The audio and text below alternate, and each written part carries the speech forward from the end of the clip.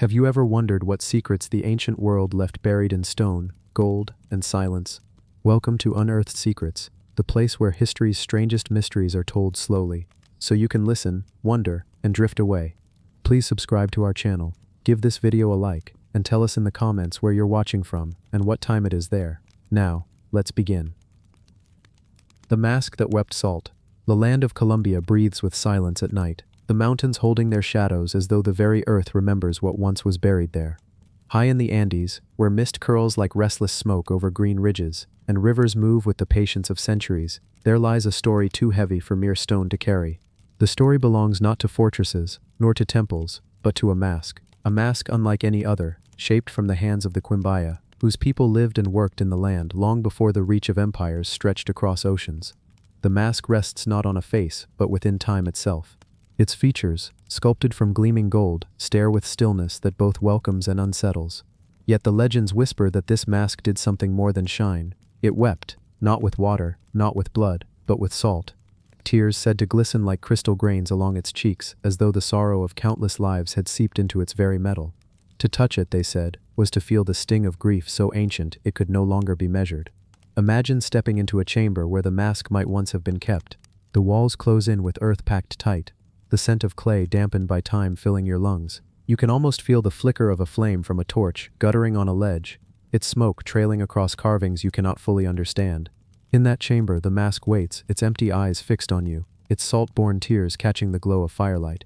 It is not anger that you sense, but heaviness, as though centuries weigh down upon your shoulders. The Quimbaya were master goldsmiths, their creations shimmering like sunlight trapped in form. They shaped ornaments, figures, vessels, delicate, precise, impossibly intricate for a time when iron tools had not yet ruled the earth. Their artistry was not only about beauty, it was about belief. Gold to them was not merely wealth, nor power in the sense we know today. Gold was breath, it was spirit, it was the very light of the sun condensed into something human hands could cradle.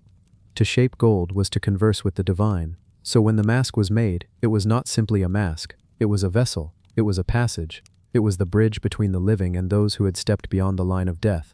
And in whispers passed down through generations, it is said that this mask carried sorrow so deep it could not be contained in silence. That is why the mask wept salt. Perhaps the tears were not meant for those who gazed upon it. Perhaps they were meant for the ancestors themselves, a sign that grief lingered even in eternity. For the Quimbaya lived lives bound to the cycles of land, rain, seed, and harvest. When drought came, when sickness swept through a valley, when war tore one village from another, loss was not measured in numbers, it was carried in memory. The mask, they said, remembered all of it. Picture now the rivers of Colombia, winding between ridges, their waters silver beneath the moon. Salt gathers there, in hidden pockets, along edges of rock. To the Quimbaya, salt was no simple seasoning, it was life, it was purity, it was the trace left by sweat and tears alike. When the mask glistened with salt, it was as though the land itself was crying, as though mountains and rivers had given their sorrow a human face. Travelers who would come centuries later, digging through tombs and sacred chambers, found the mask in silence. They did not see it weep, but they heard the stories. They heard the elders tell of how salt grains would appear upon its cheeks as though placed by unseen hands, as though sorrow found its path no matter how still the object. These travelers did not believe, for they carried scales and measures, not songs and whispers. Yet even they paused at the way the mask's surface seemed to shimmer differently, as though light itself could not look upon it without hesitation. Sit with this mask for a while, in your imagination. Its hollow eyes do not blink. The nose, shaped carefully, bears no imperfection. The lips curve faintly, neither smile nor frown, and yet across that polished surface, there is weight. You begin to feel it in your chest as though you've carried grief too long without naming it. The mask does not move, but something in you does. You begin to think of your ancestors, of the countless faces that came before yours, of the losses unspoken that shaped the life you now live. The mask becomes less a relic and more a mirror, not of your features, but of your hidden heaviness. And so the mask lingers in thought, stretching time itself. It takes you back to the Quimbaya valleys, where gold was hammered into sheets thinner than leaves, where artisans polished until metal reflected the world like a pool of water. Their villages clustered around rivers, their fires sending smoke into the night, their hands unending in work. To them, a mask was more than ornament, it was identity. It could transform the wearer into spirit, ancestor, god. But this mask, this one, was never meant to be worn by the living, it was placed with the dead. It was meant to sit in stillness, to witness what the living could not bear. Centuries turned, Yet the mask's story did not fade. When storms shook the mountains, when villages fell to conquest, when silence replaced the songs of Quimbaya, the mask remained. It did not call attention to itself. It did not blaze like a jewel on display. Instead it whispered with salt, the smallest of substances, the quietest of symbols. In that silence, its mystery only deepened. Some say the mask is cursed, that whoever carries it will feel sorrow etched into their dreams, that to possess it is to carry grief heavier than wealth can balance. Yet others say the mask is a gift, that to see it is to be reminded that grief is ancient, that tears have always been shared between human and earth alike, that salt itself is not curse but cleansing, a way for memory to find release. Imagine the rains now. Imagine the heavy drops falling across Colombia's green valleys, rolling down leaves broad and dark, gathering into rivulets that race toward rivers. Salt hides in those rains, in the taste left behind when water dries from the skin. The mask, in its silence, gathers that taste, keeps it, holds it, and when the fires are gone and only earth remains, it lets that salt flow once more as tears. Legends say the mask has been moved many times, from chamber to chamber, from valley to valley, from shrine to tomb. Each time the tears would follow, salt would gather again, even when locked away, even when handled with gloves, even when placed in glass under artificial light. The story insists the tears returned. Scientists scoffed, attributing it to moisture in the air, to natural condensation, to hands that touched it without care. Yet those who believed knew otherwise. They knew sorrow does not ask permission, it simply lingers until it must show itself. To hold this mask in your thoughts is to enter a ritual of slowness.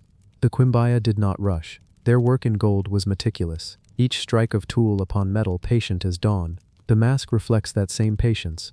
It does not speak quickly, it does not reveal everything at once. It waits, like grief itself, surfacing only when time can bear it. Think of the salt again, how small each grain is, how unnoticeable when scattered. Yet when gathered it shapes oceans, it erodes stone, it seasons every meal, it preserves what would otherwise decay. Salt is humble yet infinite. For the Quimbaya mask to weep salt was no accident of story. It was symbol, it was language, it was the world speaking back to those who listened. And so you linger longer with this mask, letting it unfold. Its surface is not smooth everywhere. Some parts bear marks of time, tiny scratches, worn edges. Gold does not tarnish, but it does hold memory. If you look closely enough, perhaps you imagine you see not only your reflection but another's, someone long gone, standing just behind your shoulder. Perhaps you hear the faint echo of voices, songs sung in valleys that no longer know their own words. Perhaps you feel the sting of salt, not in your eyes but in your soul, a reminder that grief and beauty are not separate but one. The mask remains, silent, weeping, waiting, and as long as it endures, the salt of its sorrow endures with it. The stone that sang to the desert. The desert does not speak in words. It speaks in the shifting of the wind, in the quiet of starlight, and in the endless sweep of sand that stretches far beyond the horizon. But here, in Wadi Rum, the desert found another voice, not carried on the wind, nor hidden in the movement of the dunes, but carved into stone itself. The cliffs and canyons of Wadi Rum are not merely rock, they are pages of a vast, ancient book. The sandstone walls hold thousands of markings, some faint and fading, others etched so deeply they look as if they were cut yesterday. Shapes of camels stride across the surfaces. Hunters raise spears mid-chase. Tribes leave behind symbols, names, and prayers, each line a memory pressed into the living desert. These are the petroglyphs of Wadi Rum, a chorus of voices from civilizations long gone, their words not carried by air but by stone. As the sun rises, painting the cliffs in shades of crimson and gold, the carvings catch the light. They appear to shift with the passing day, quiet at dawn, sharp under midday glare, and almost whispering again when dusk settles over the sand. The desert itself feels alive here, as though the stone listens, and when the wind rushes through the valleys, one might imagine it is carrying those carved voices outward into eternity. Travelers who first stumble upon Wadi Rum speak of silence, not the silence of emptiness, but of fullness, a silence that hums, a silence that almost sings. Perhaps that is why many call these petroglyphs the stone that sang to the desert. The carvings number in the tens of thousands. Over 25,000 petroglyphs and more than 20,000 inscriptions are scattered across the valleys, cliffs, and narrow canyons. They span millennia, from the Neolithic period through the Nabatean kingdom and into the rise of Islam. Each line, each scratch, tells not only the story of individuals but of the desert itself, a land where survival required memory, guidance, and the passing down of knowledge. Here, a cluster of carvings shows camels with elongated necks. Scholars believe they mark travel routes, the desert's earliest maps carved not onto parchment but into stone. To the people who once crossed these endless sands, a drawing of a camel was not simply art, it was direction, it was life. The figure pointed toward water, toward shelter, toward survival. Elsewhere there are scenes of hunters chasing ibex with bows drawn. You can almost feel the tension of the chase, hear the rustle of movement across the rocks, sense the waiting moment before arrow met flesh. These carvings are not only depictions but echoes, frozen pieces of memory from those who once relied on the rhythm of the hunt to feed their tribes. Some symbols are more mysterious still. Spirals, circles, and geometric patterns, their meanings debated endlessly. Were they religious? Were they markers of territory? Or were they attempts to speak with the unseen? Prayers to the desert itself, written in a language of stone and shadow. The Nabateans, the same people who carved Petra into rose-red cliffs, also left their touch here. Their inscriptions, written in the early Arabic scripts, record names, dedications, and perhaps even warnings. They treated Wadi Rum as both home and sacred passage, and the walls became their archive. To wander here is to walk through their unwritten library, where every rock face might contain a hidden verse of their story. At night, Wadi Rum changes again. The desert sky, one of the clearest on earth, bursts alive with stars. The Milky Way arches above, pouring its silver dust across the darkness. And beneath that cosmic canopy, the carvings seem to glow faintly, as if the stone is remembering its own songs. In such moments, standing among the silent figures etched thousands of years ago, one feels that time has collapsed. The people who carved these shapes are gone, their tribes scattered, their words silent, yet their voices remain, carved deeply enough that even the desert winds could not erase them. Imagine one of those ancient travelers.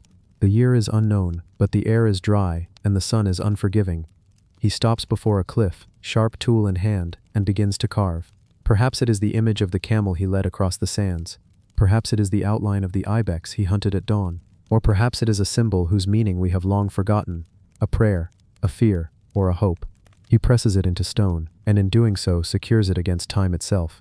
He cannot know that thousands of years later, strangers from distant lands would stand before his work and wonder, why did he carve, and what did he hope to preserve? The desert keeps its secrets, but it also shares them in fragments. In every line carved here, we glimpse both the mundane and the sacred, directions to water, tallies of livestock, signs of ownership, but also invocations to gods, and silent poetry that needed no sound to endure. Archaeologists and historians come here with notebooks and cameras, tracing each carving, cataloging its shape, estimating its age. But the desert resists complete understanding. For every petroglyph we interpret, another resists explanation. For every word we translate, another remains mute. Wadi Rum reminds us that history is never fully uncovered. It is always layered, always shifting, like the dunes that surround the stone. And so the desert sings still, not in voices we can hear, but in voices we can see. The stone hums with meaning, its carvings alive under the weight of millennia. To stand here is to feel the vastness of human memory, pressed not into books, not into digital archives, but into the very bones of the earth. The Bedouins who call Wadi Rum home tell their own stories of the carvings. For them, the desert is not dead history, but living presence. They walk past the figures as their ancestors did. They point out camels etched on stone to their children, and they continue to listen to the song of the valley. Some say the carvings mark places where spirits gather. Some say they were left by giants or by people who wished to speak to the stars. The interpretations vary, but all share a reverence, a sense that the desert is alive and that the stone is never silent. Even the landscape itself feels carved by unseen hands. Towering sandstone cliffs rise abruptly from the desert floor, sculpted by wind and time into shapes both strange and familiar. Canyons snake through the rock, their walls lined with petroglyphs that guide the traveler deeper. The desert floor is wide and flat, yet the cliffs loom like guardians, keeping watch over the carvings etched into their sides. Wadi Rum is not just backdrop, it is participant. The stone sings because the desert listens. Perhaps that is the secret of Wadi Rum. The petroglyphs are not art separated from place. They are inseparable from the land itself. Without the desert winds, without the endless horizon, without the silence of these canyons, the carvings would lose their voice. Together, stone and sand, carving and canyon, create the song that has echoed for thousands of years, and so the question lingers. Who carved these shapes? Why did they choose this valley, this stone? Were they leaving messages for others or for themselves? Were they marking survival or seeking eternity? We cannot know with certainty, but what we can feel, as we stand among the cliffs, is that they succeeded.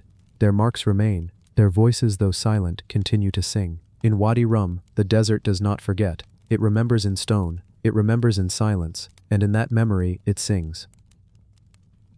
The cup that promised immortality.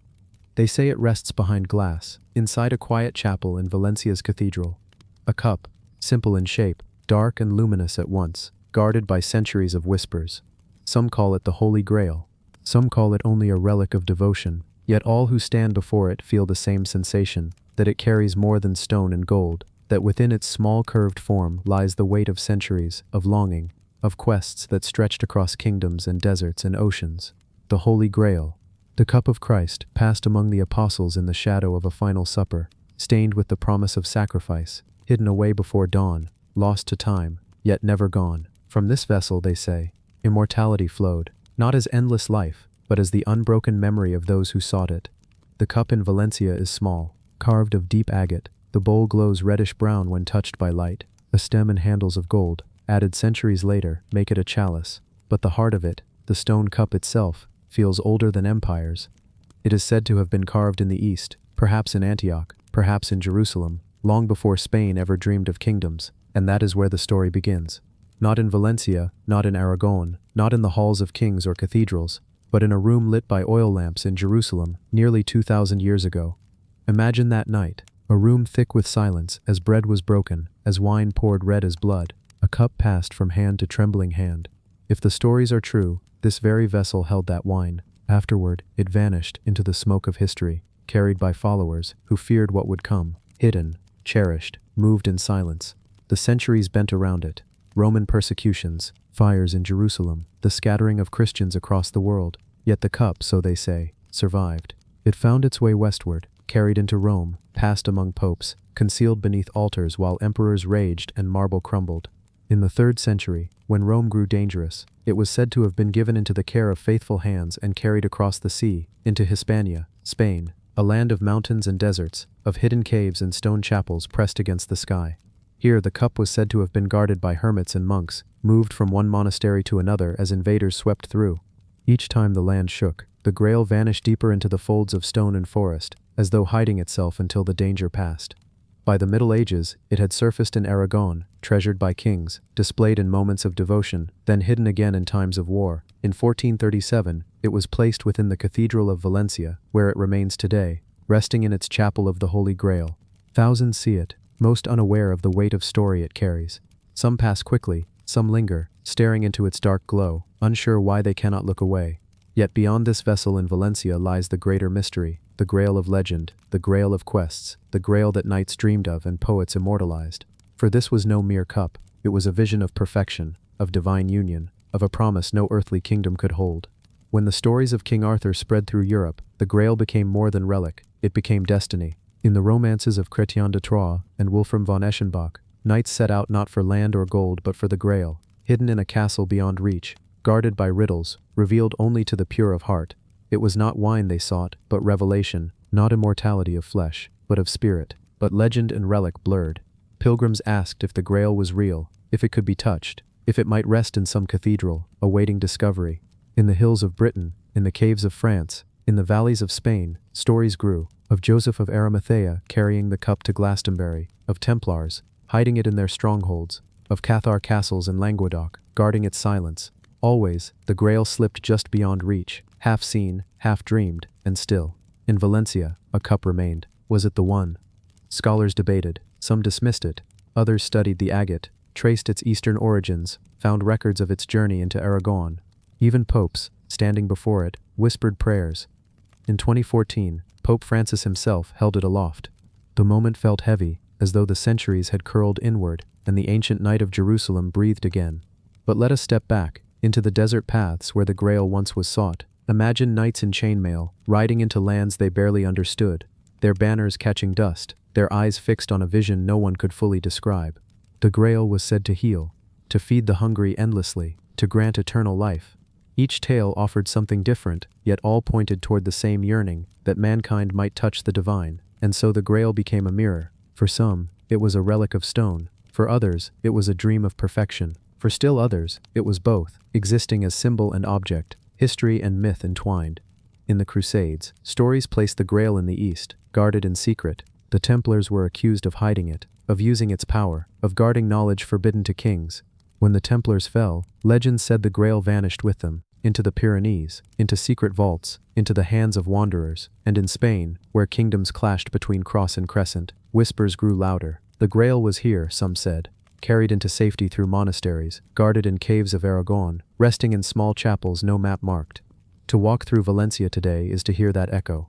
The city bustles, sunlight spills across plazas, bells ring above narrow streets, yet inside the cathedral's side chapel, shadows gather. A silence presses against the walls. The Grail rests behind its glass, small, unassuming, but luminous. Pilgrims kneel, tourists pass, historians argue, yet in the stillness, the cup waits. Is it the one? Perhaps it does not matter. The Grail is more than a relic. It is the hunger for meaning, the longing for eternal truth, the search that never ends. To stand before it is to feel centuries pressing against your skin, to sense nights riding into mist, monks carrying treasures across mountains, poets writing of quests that never found their end. The Holy Grail is not only what sits in Valencia, it is the story that will not die, the promise that cannot be silenced.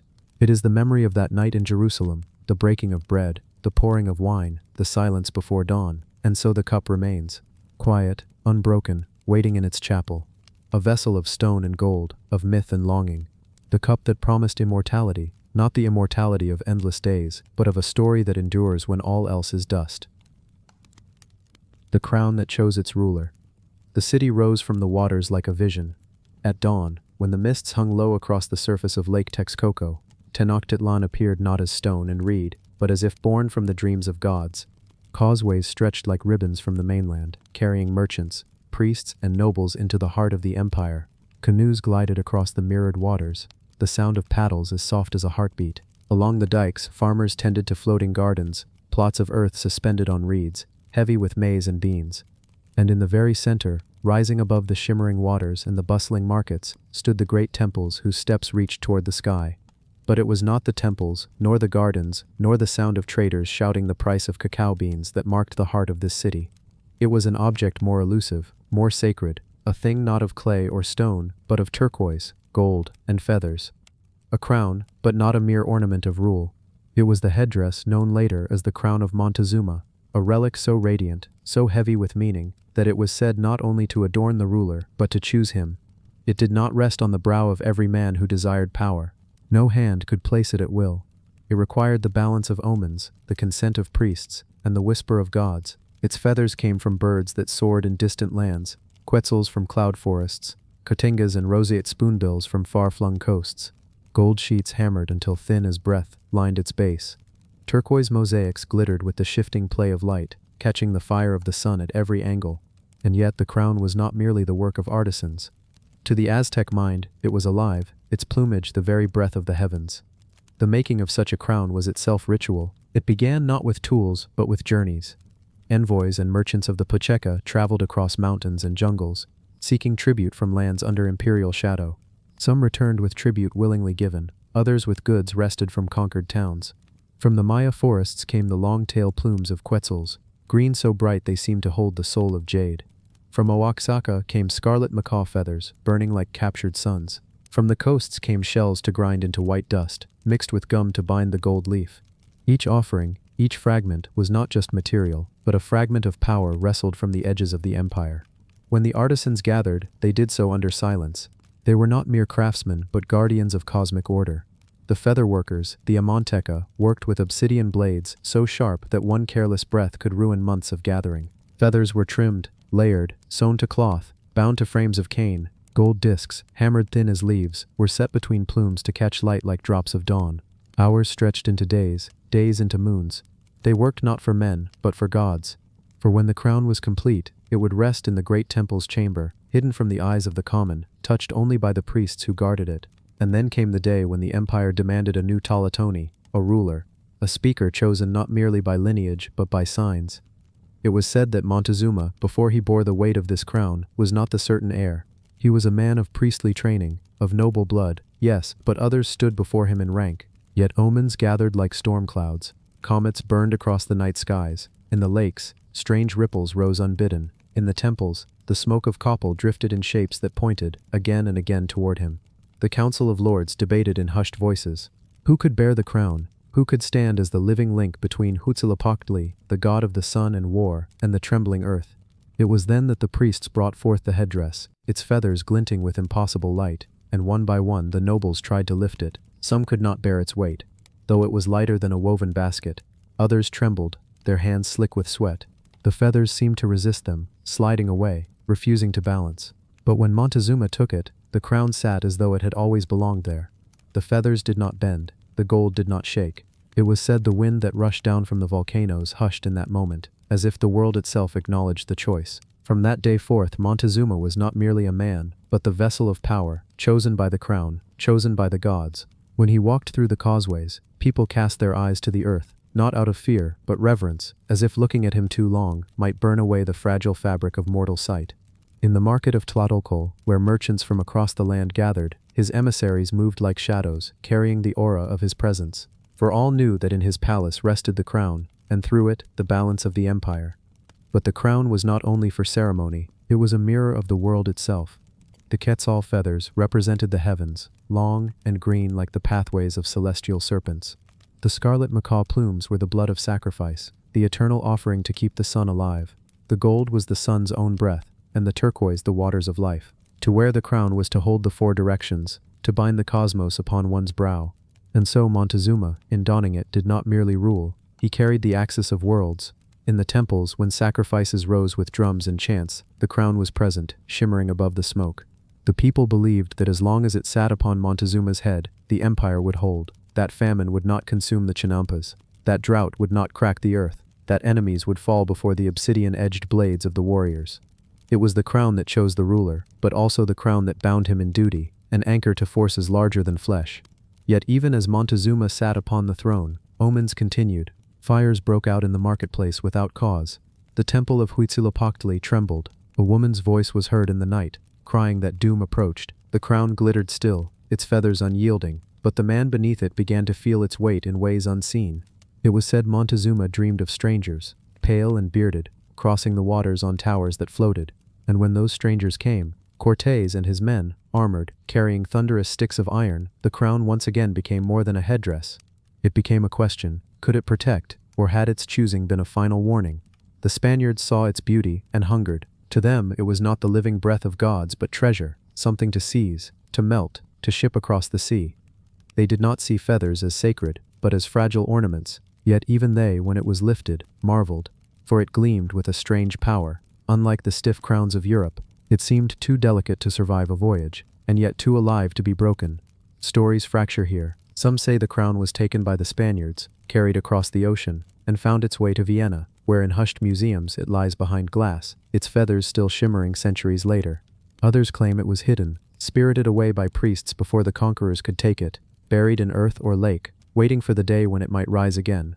But in every telling, one thing remains. The crown was not a thing to be owned. It was not made for men who lusted for gold, nor for kings who sat in stone palaces across the sea. It was a covenant between gods and mortals, a reminder that power is never seized, only granted.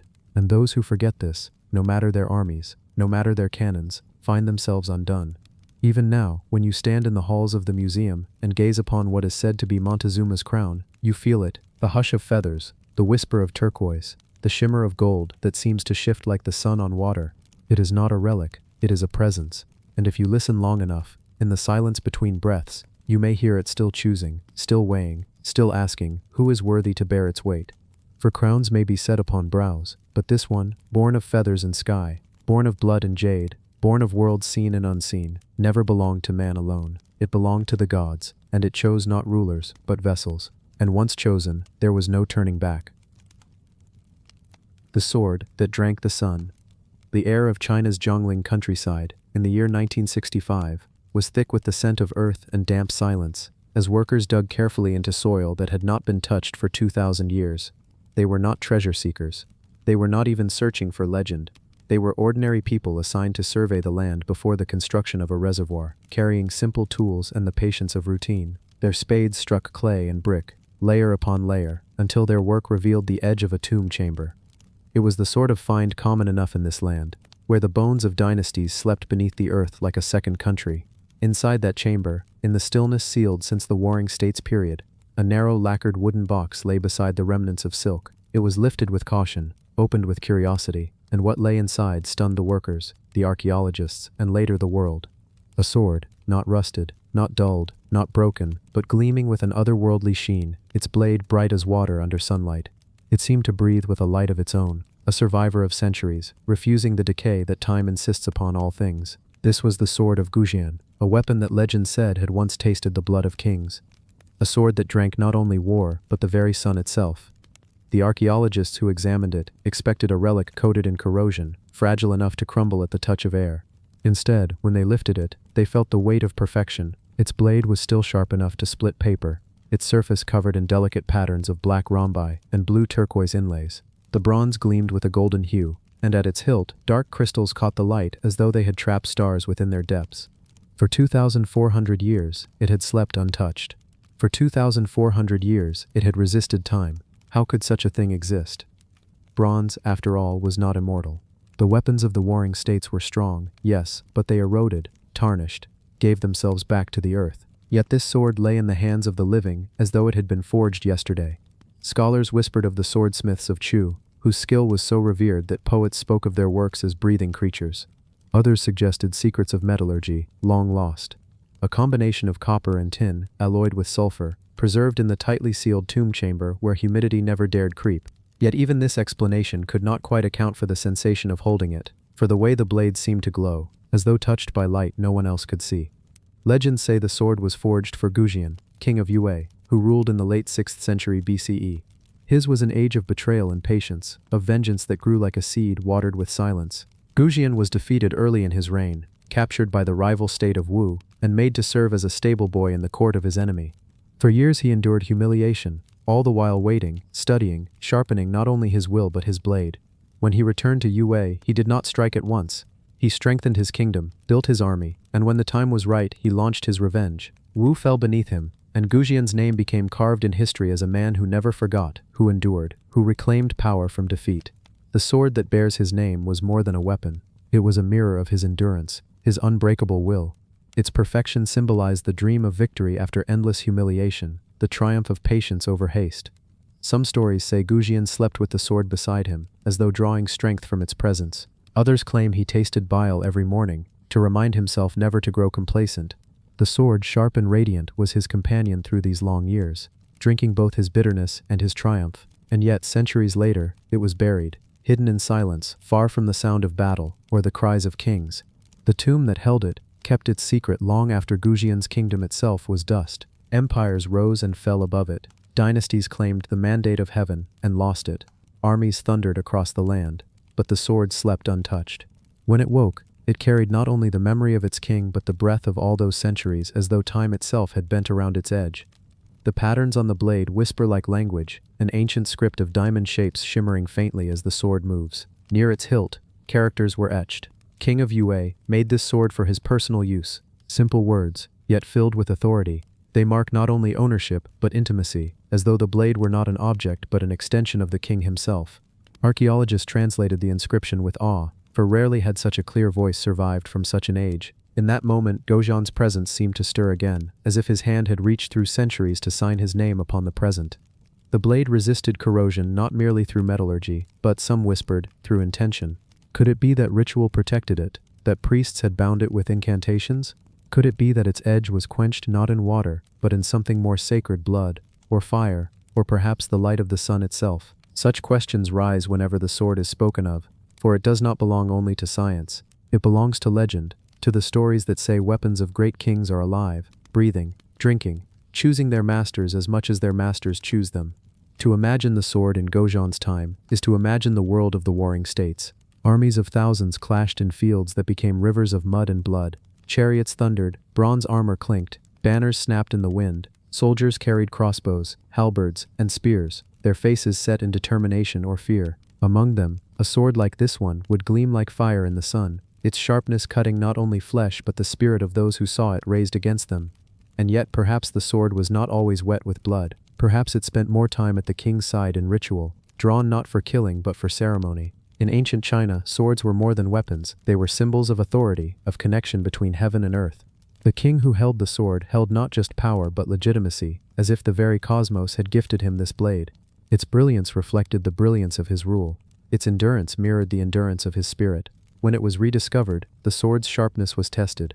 A single slice through 20 sheets of stacked paper left them drifting to the ground in silence. The archaeologists gasped, not only at the result but at the thought that this blade, after millennia in the dark, could still cut as though forged that morning. They touched its edge with reverence, careful not to press too hard, for it seemed to hum with a life that did not welcome casual handling.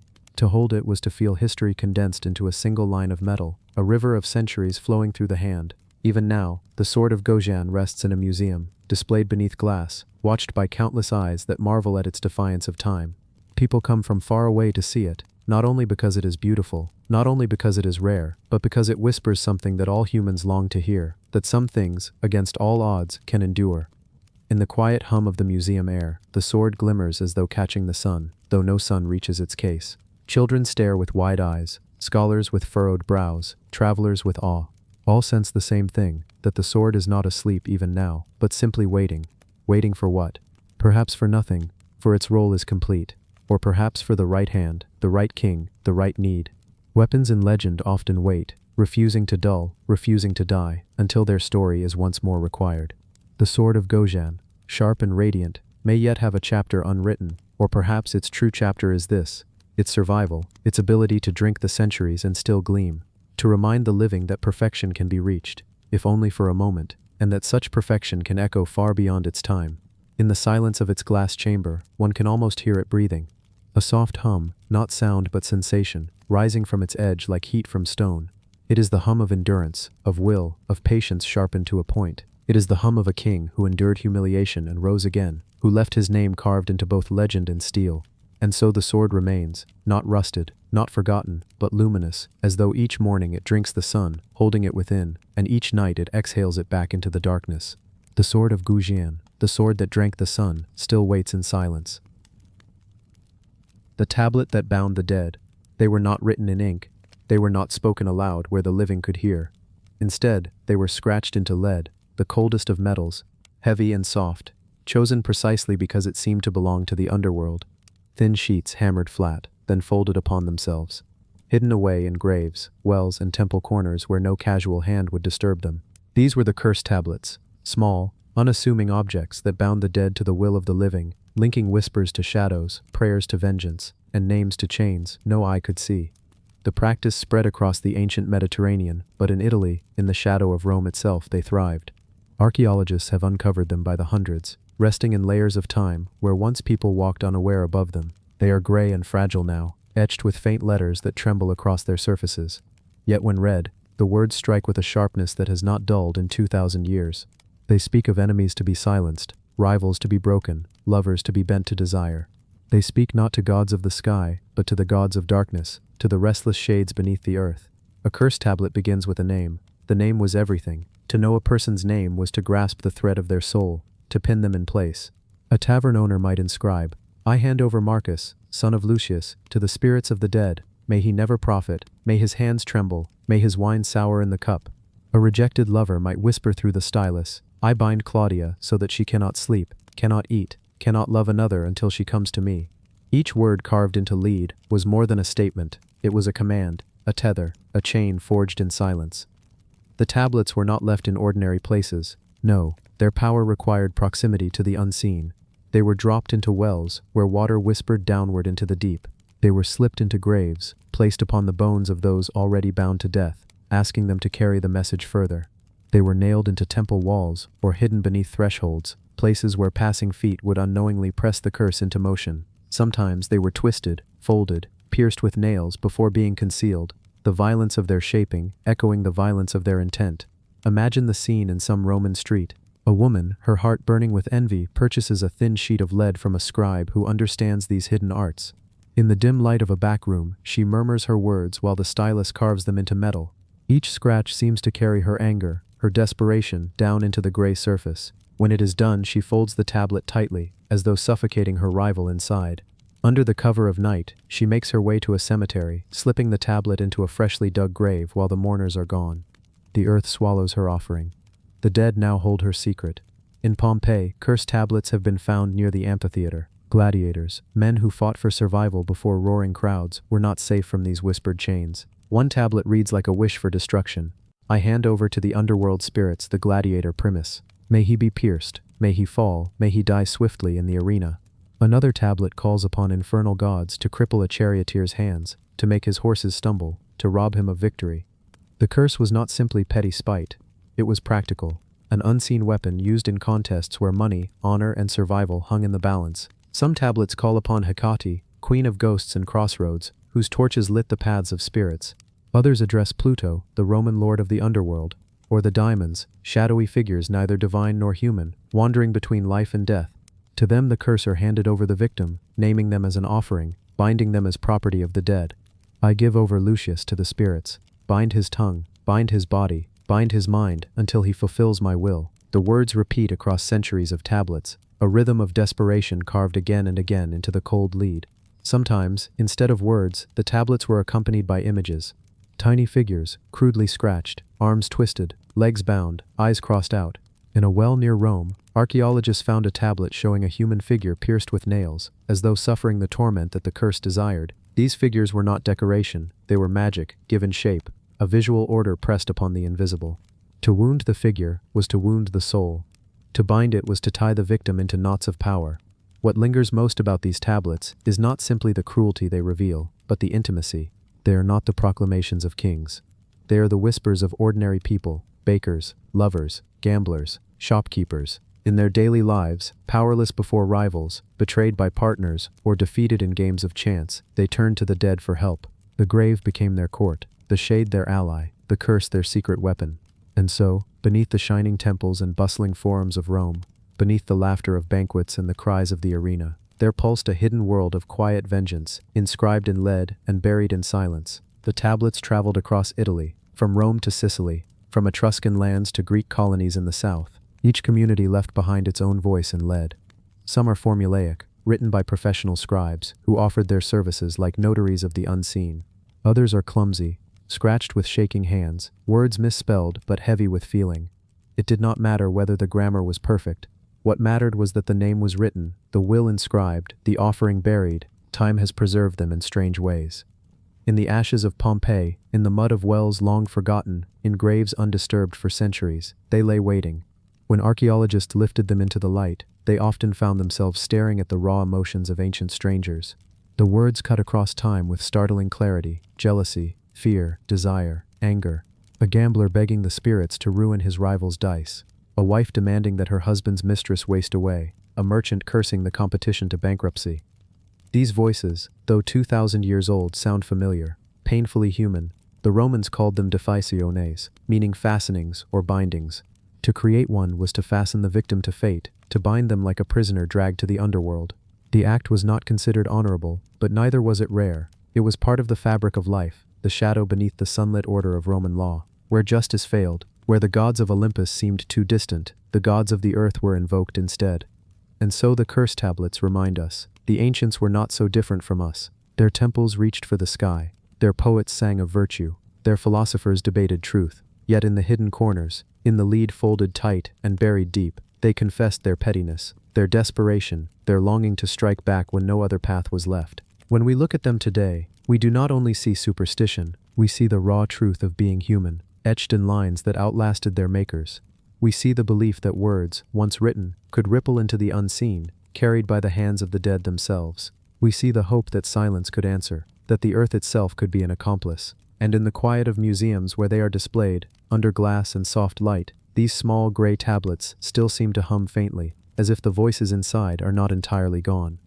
Folded, pierced, hidden, they remain what they always were, messages slipped into the dark, entrusted to shadows, meant to bind the living by way of the dead. The tablet that bound the dead, born of envy, fear, and hope, still speaks, not to the underworld perhaps, but to us, listening across centuries, hearing the fragile, urgent scratch of stylus on lead. The staff that spoke without voice. The desert was never silent, though to an untrained ear it might seem so. Beneath the heat, beneath the stillness, beneath the wide emptiness, there were voices hidden. The wind spoke as it scraped across the sand, each grain dragging a quiet whisper against another. The stones spoke, cracking faintly as they released the memory of yesterday's heat into the cool of night. And the stars themselves spoke not in sound, but in their endless order, scattered across the heavens in patterns that only patient eyes could learn to read. It was within this world of unspoken voices that the tale of the Staff of Ra began. They said it was not made by human hands, though human hands carried it. They said it was not carved from the desert's acacia or olive, though its shaft gleamed with the warm glow of living wood. They said it had no weight, and yet those who bore it bent beneath its burden. Some called it a gift, others a curse. Some whispered it was a compass, some believed it a key, others feared it was a listening ear of the gods themselves. What was certain, however, was that it spoke without sound. In the temples of Egypt, where columns rose like forests of stone and shadows gathered in cool depths, the staff was said to guide priests into chambers of light. Carried upright, it aligned with the sun itself. At dawn, the shaft caught the first ray like a thread drawn from the horizon, pulling the day into the temple's darkened halls. At noon, it shone like a burning spear, linking heaven to earth. And at dusk, when shadows stretched like long fingers, it turned the falling light into a final whisper of gold before the desert surrendered to night. Travelers who crossed the Red Land, the endless deserts beyond the Nile, told of moments when they saw a faint line of brilliance stabbing the sand, pointing not to water, not to shelter, but to something unseen. Those who followed it returned changed. Those who turned away could never say what might have waited there. It was not merely a rod, nor a relic, nor a jewel set in wood. It was a question, and those who carried it learned quickly that it demanded an answer. The earliest memory of it comes not from papyrus, nor from carving, but from silence, the silence of tombs sealed and forgotten. When the staff was spoken of at all, it was in fragments. In the tomb of a forgotten priest, scratched hastily on plaster, the words survive. It listens, though it has no ears. It answers, though it has no tongue. In another burial, deep beneath layers of sand and limestone, a faint sketch showed a figure holding something upright, while before him the sun blazed, drawn with rays that ended in hands. Each hand reached down, touching the shaft, as though light itself clung to it. And so the story of the Staff of Ra is not told in one voice, but in many, scattered like desert winds that never blow the same way twice. They said it was first lifted in Heliopolis, the city of the sun, where obelisks cast long shadows across courtyards white with crushed limestone. Heliopolis was a place where priests measured time with the passing of light, where the god Ra was thought to be born anew each morning. There, at dawn, when the horizon bled with red and gold, the staff was said to glow faintly before the first ray touched it. Not by fire, not by oil, but as though it borrowed the light from a sun not yet risen. Priests who witnessed this fell silent, for the staff seemed to know what the sky had not yet revealed. From Heliopolis, the staff's legend spread along the Nile. It was carried to Memphis, where kings built palaces of brick that melted slowly back into the earth. It was brought to Abydos, where the dead were remembered, and the gates of the afterlife were mapped upon temple walls. And at Thebes, beneath the towering columns of Karnak, it was said to have stood upright at the temple's axis, aligning with the stars of Orion's belt, as though anchoring heaven to stone.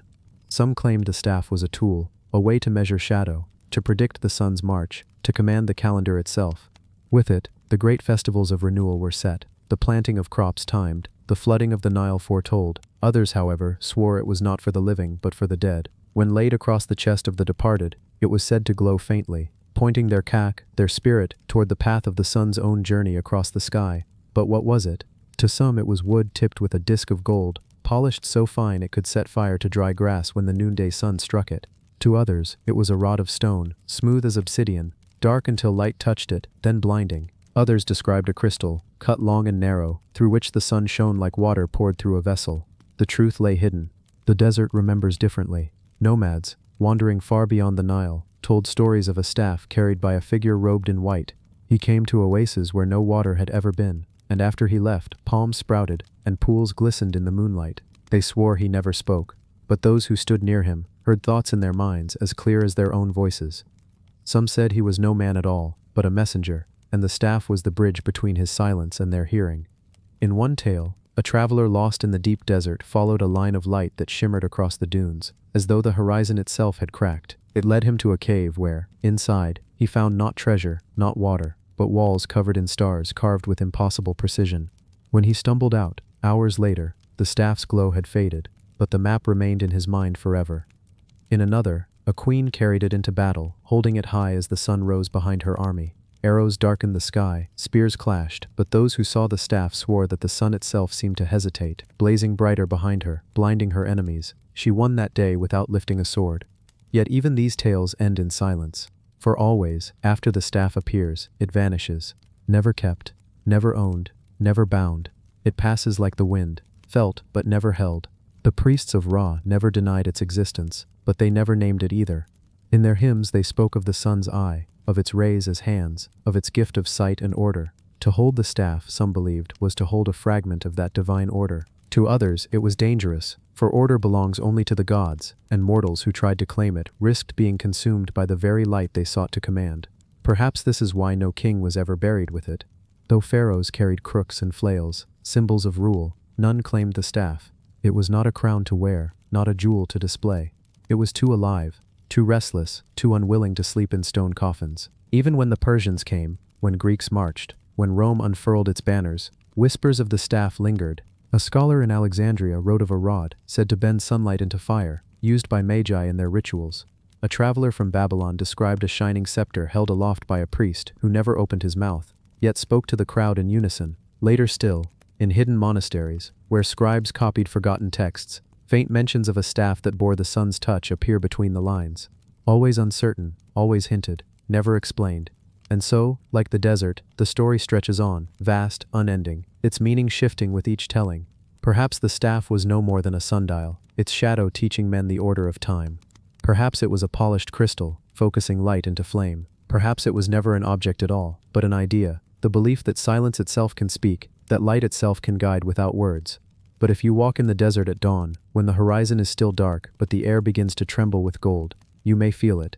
The pause before the first light breaks, the waiting silence, the sense that something more than the sun is about to rise. In that moment, the staff is there, invisible, weightless, yet undeniable, a line drawn from earth to heaven, connecting what is seen with what can never be spoken. The staff of Ra, the staff that spoke without voice, and still, the desert listens. The idol that fed on smoke, high in the folds of the Andes, where the mountains rise like stone waves against the sky, the people of long ago carried small figures in their hands. They were not heavy, nor carved with ostentation. Their forms were simple, rounded bodies, wide eyes, short arms, sometimes no more than lumps of clay, molded by calloused fingers. Yet these figures carried weight far greater than gold or silver. They were the idols of Pachamama, Mother Earth, silent, still, but alive in a way only those who believed could truly feel. The idols fed not on food, nor on blood, but on something more ephemeral, smoke. Thin, winding smoke, born from fires of wood, from incense of herbs, from leaves and offerings laid at their feet. The smoke did not cling, it lifted, curled, and vanished into the thin air of the highlands. And yet, it was said that Pachamama tasted it, drew strength from it, and through it gave her blessings back. Imagine the plateau at dawn. The air is sharp, almost biting, carrying the thin chill of night that lingers even beneath the rise of the sun. Around a small village, clay huts huddle together like family. Smoke rises from low chimneys, the scent of maize porridge simmering. And near the edge of the settlement, a woman kneels, her hands busy shaping a small figure. She presses clay between her palms, smoothing it with water, her thumbs indenting wide eyes. The idol takes shape not as an ornament, but as a companion. When it dries, she will set it upon a small altar, and when the time comes, she will feed it smoke. The people of the Andes did not see earth as a thing beneath their feet, separate from themselves. Pachamama was mother, the mountains were her bones, rivers were her veins, crops her children, and the idols, those quiet lumps of clay, were her faces, her mouths, her vessels. To care for them was to care for the earth itself. At times of planting, villagers gathered in circles. They dug into the soil, laying coca leaves, maize kernels, sometimes drops of chicha beer. Then, the fires were lit. As flames danced, smoke rose, carrying prayers upward, seeping into the air. The idols were placed near the flames so they might breathe it in. No one spoke loudly, words could disturb the rising plumes. Instead, soft chants slipped between lips, weaving like threads in the mountain wind. The idols remained still, but in their silence, they were fed. Children were told stories, how Pachamama was generous but never blind. If people took without giving, the earth would grow hard, unyielding. Crops would wither, herds would falter, but if smoke rose in her honor, if offerings were made with sincerity, she would nourish all in return. The idols were guardians of this exchange, witnesses to the balance between hunger and abundance, between people and earth. There are accounts, even centuries later, of travelers climbing Andean paths, stumbling upon small clay figures tucked into niches of rock, wrapped in cloth, blackened by soot.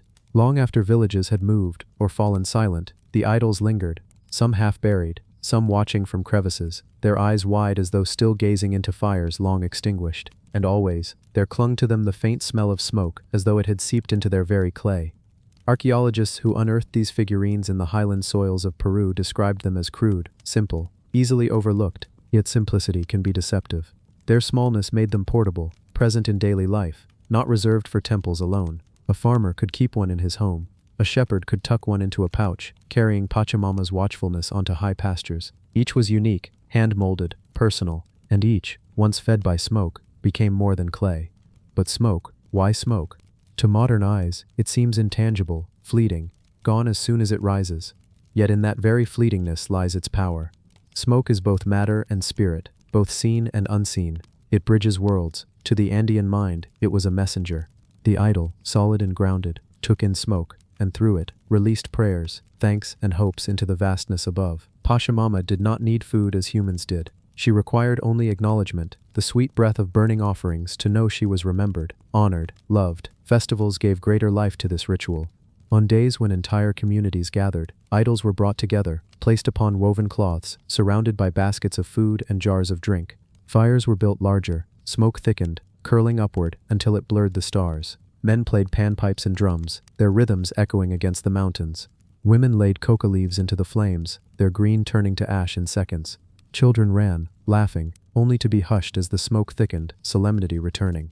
It was not enough for Pachamama to be fed alone. She was fed through community, through joy, through collective remembrance. There are whispers of deeper rites, hidden from common eyes. High in the mountains, beyond ordinary paths, shamans carried idols to sacred springs and caves.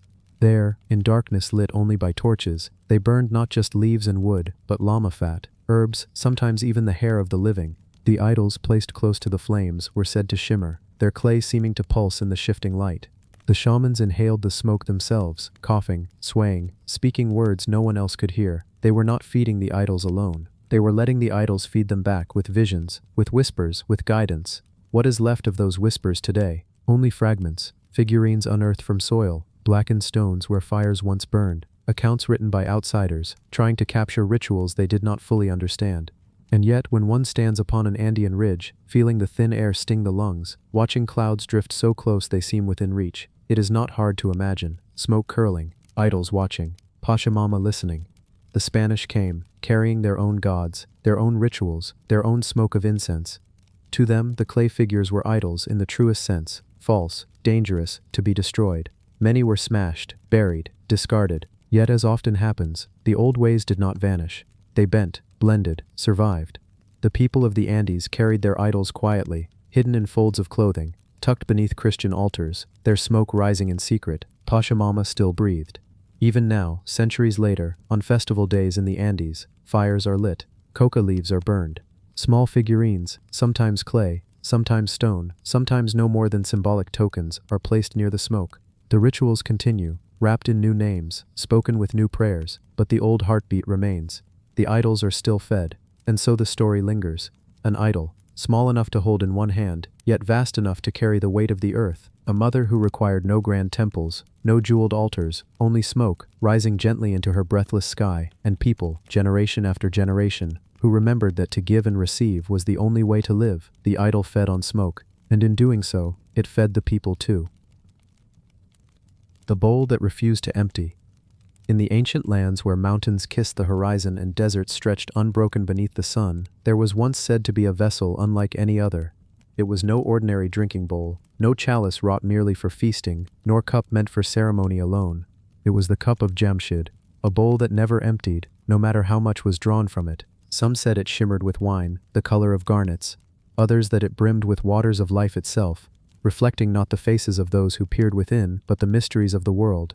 It belonged, so the stories said, to Jamshid, the great king of ancient Persia, a monarch whose name stretched long across the centuries like the golden rays of dawn. Jamshid was remembered as a ruler touched by divine favor, whose throne glittered with gems, whose words carried the weight of law, whose sight reached beyond horizons ordinary men could see. His was an age of discovery and grandeur, of cities raised high, of crafts perfected, of wisdom poured like oil upon the heads of his people. And at the heart of his power was the bowl, the cup of Jamshid, the vessel that refused to empty. Picture it, a bowl wide and deep, carved not from clay, nor hammered from bronze, but from crystal so pure it seemed born of frozen light. Around its rim shimmered engravings, curves and symbols said to shift and change when moonlight touched them, as though alive. When filled, it never diminished. When emptied, it renewed, and when gazed upon with reverence, it revealed visions, the movements of stars, the secrets of hearts, the shadows of futures yet to come. It was a vessel of abundance, of foresight, of endless giving. But legends do not spring fully formed. They grow, like vines along a garden wall, twining and twisting through centuries, gathering whispers from priest and poet alike. The cup of Jamshid was not merely a thing to behold, it was a mirror of Persian dreams, an emblem of their deepest longings, for wisdom that could pierce time, for life that flowed eternal, for abundance that never waned. They say Jamshid sat upon his jeweled throne with the cup at his side, its liquid gleaming in the sun. When his counselors sought guidance, he looked within, and spoke not from guess or calculation, but from sight of what had not yet happened. When his people hungered, the bowl was passed, and none went thirsty. When his armies marched, it traveled with them, its fullness a promise of strength unbroken. But what was this bowl, truly? Was it a vessel wrought by human hands, or a gift from higher realms? Some whispered it had been forged at the dawn of time, when fire and water first kissed, when earth was still young. Others believed it was given to Jamshid by the Yazatas, the divine beings who guarded the world, bestowed upon him for his devotion to truth and order. And still others said it was no object at all, but a symbol, a story woven so tightly into memory that it became as real as stone. Let us walk deeper into the myth. For Persia was a land where stories were not just told but lived, where each tale carried the breath of ancestors, where kings were measured not only by conquest but by the sagas told in their wake. Jamshid himself was no ordinary king. In the Shahnameh, the great Persian book of kings, his reign is painted as a golden age. He is said to have divided the people into classes, to have taught them the secrets of weaving, of shipbuilding, of medicine. He discovered the making of wine, the pressing of grapes into drink, and perhaps it was in that very wine that his cup first overflowed. The cup of Jamshid, then, may have been more than an object. It was a vessel of knowledge itself, a container of all the wisdoms humanity could sip but never exhaust. Just as one might drink from it endlessly without draining its depths, so too could one learn from the world without ever emptying its store. Each sip brought not only refreshment, but understanding. Each gaze within its crystal revealed truths hidden beneath the veil of ordinary sight, but abundance carries danger as surely as scarcity. Jamshid, blessed though he was, grew proud. His cup, always full, became a reflection of his own heart, which swelled with pride until it too could no longer be emptied. He began to see himself not as servant of the divine, but as divine itself. He claimed that the sun rose by his command, that the world turned for his sake alone. His people, once loyal, grew wary. His arrogance, like wine left too long in the heat, soured, and though the cup at his side never emptied, the hearts of his people did. Loyalty drained away, until at last, Jamshid's kingdom faltered, his throne toppled, his cup lost to time. Lost, but not forgotten, for the bowl lingered in memory.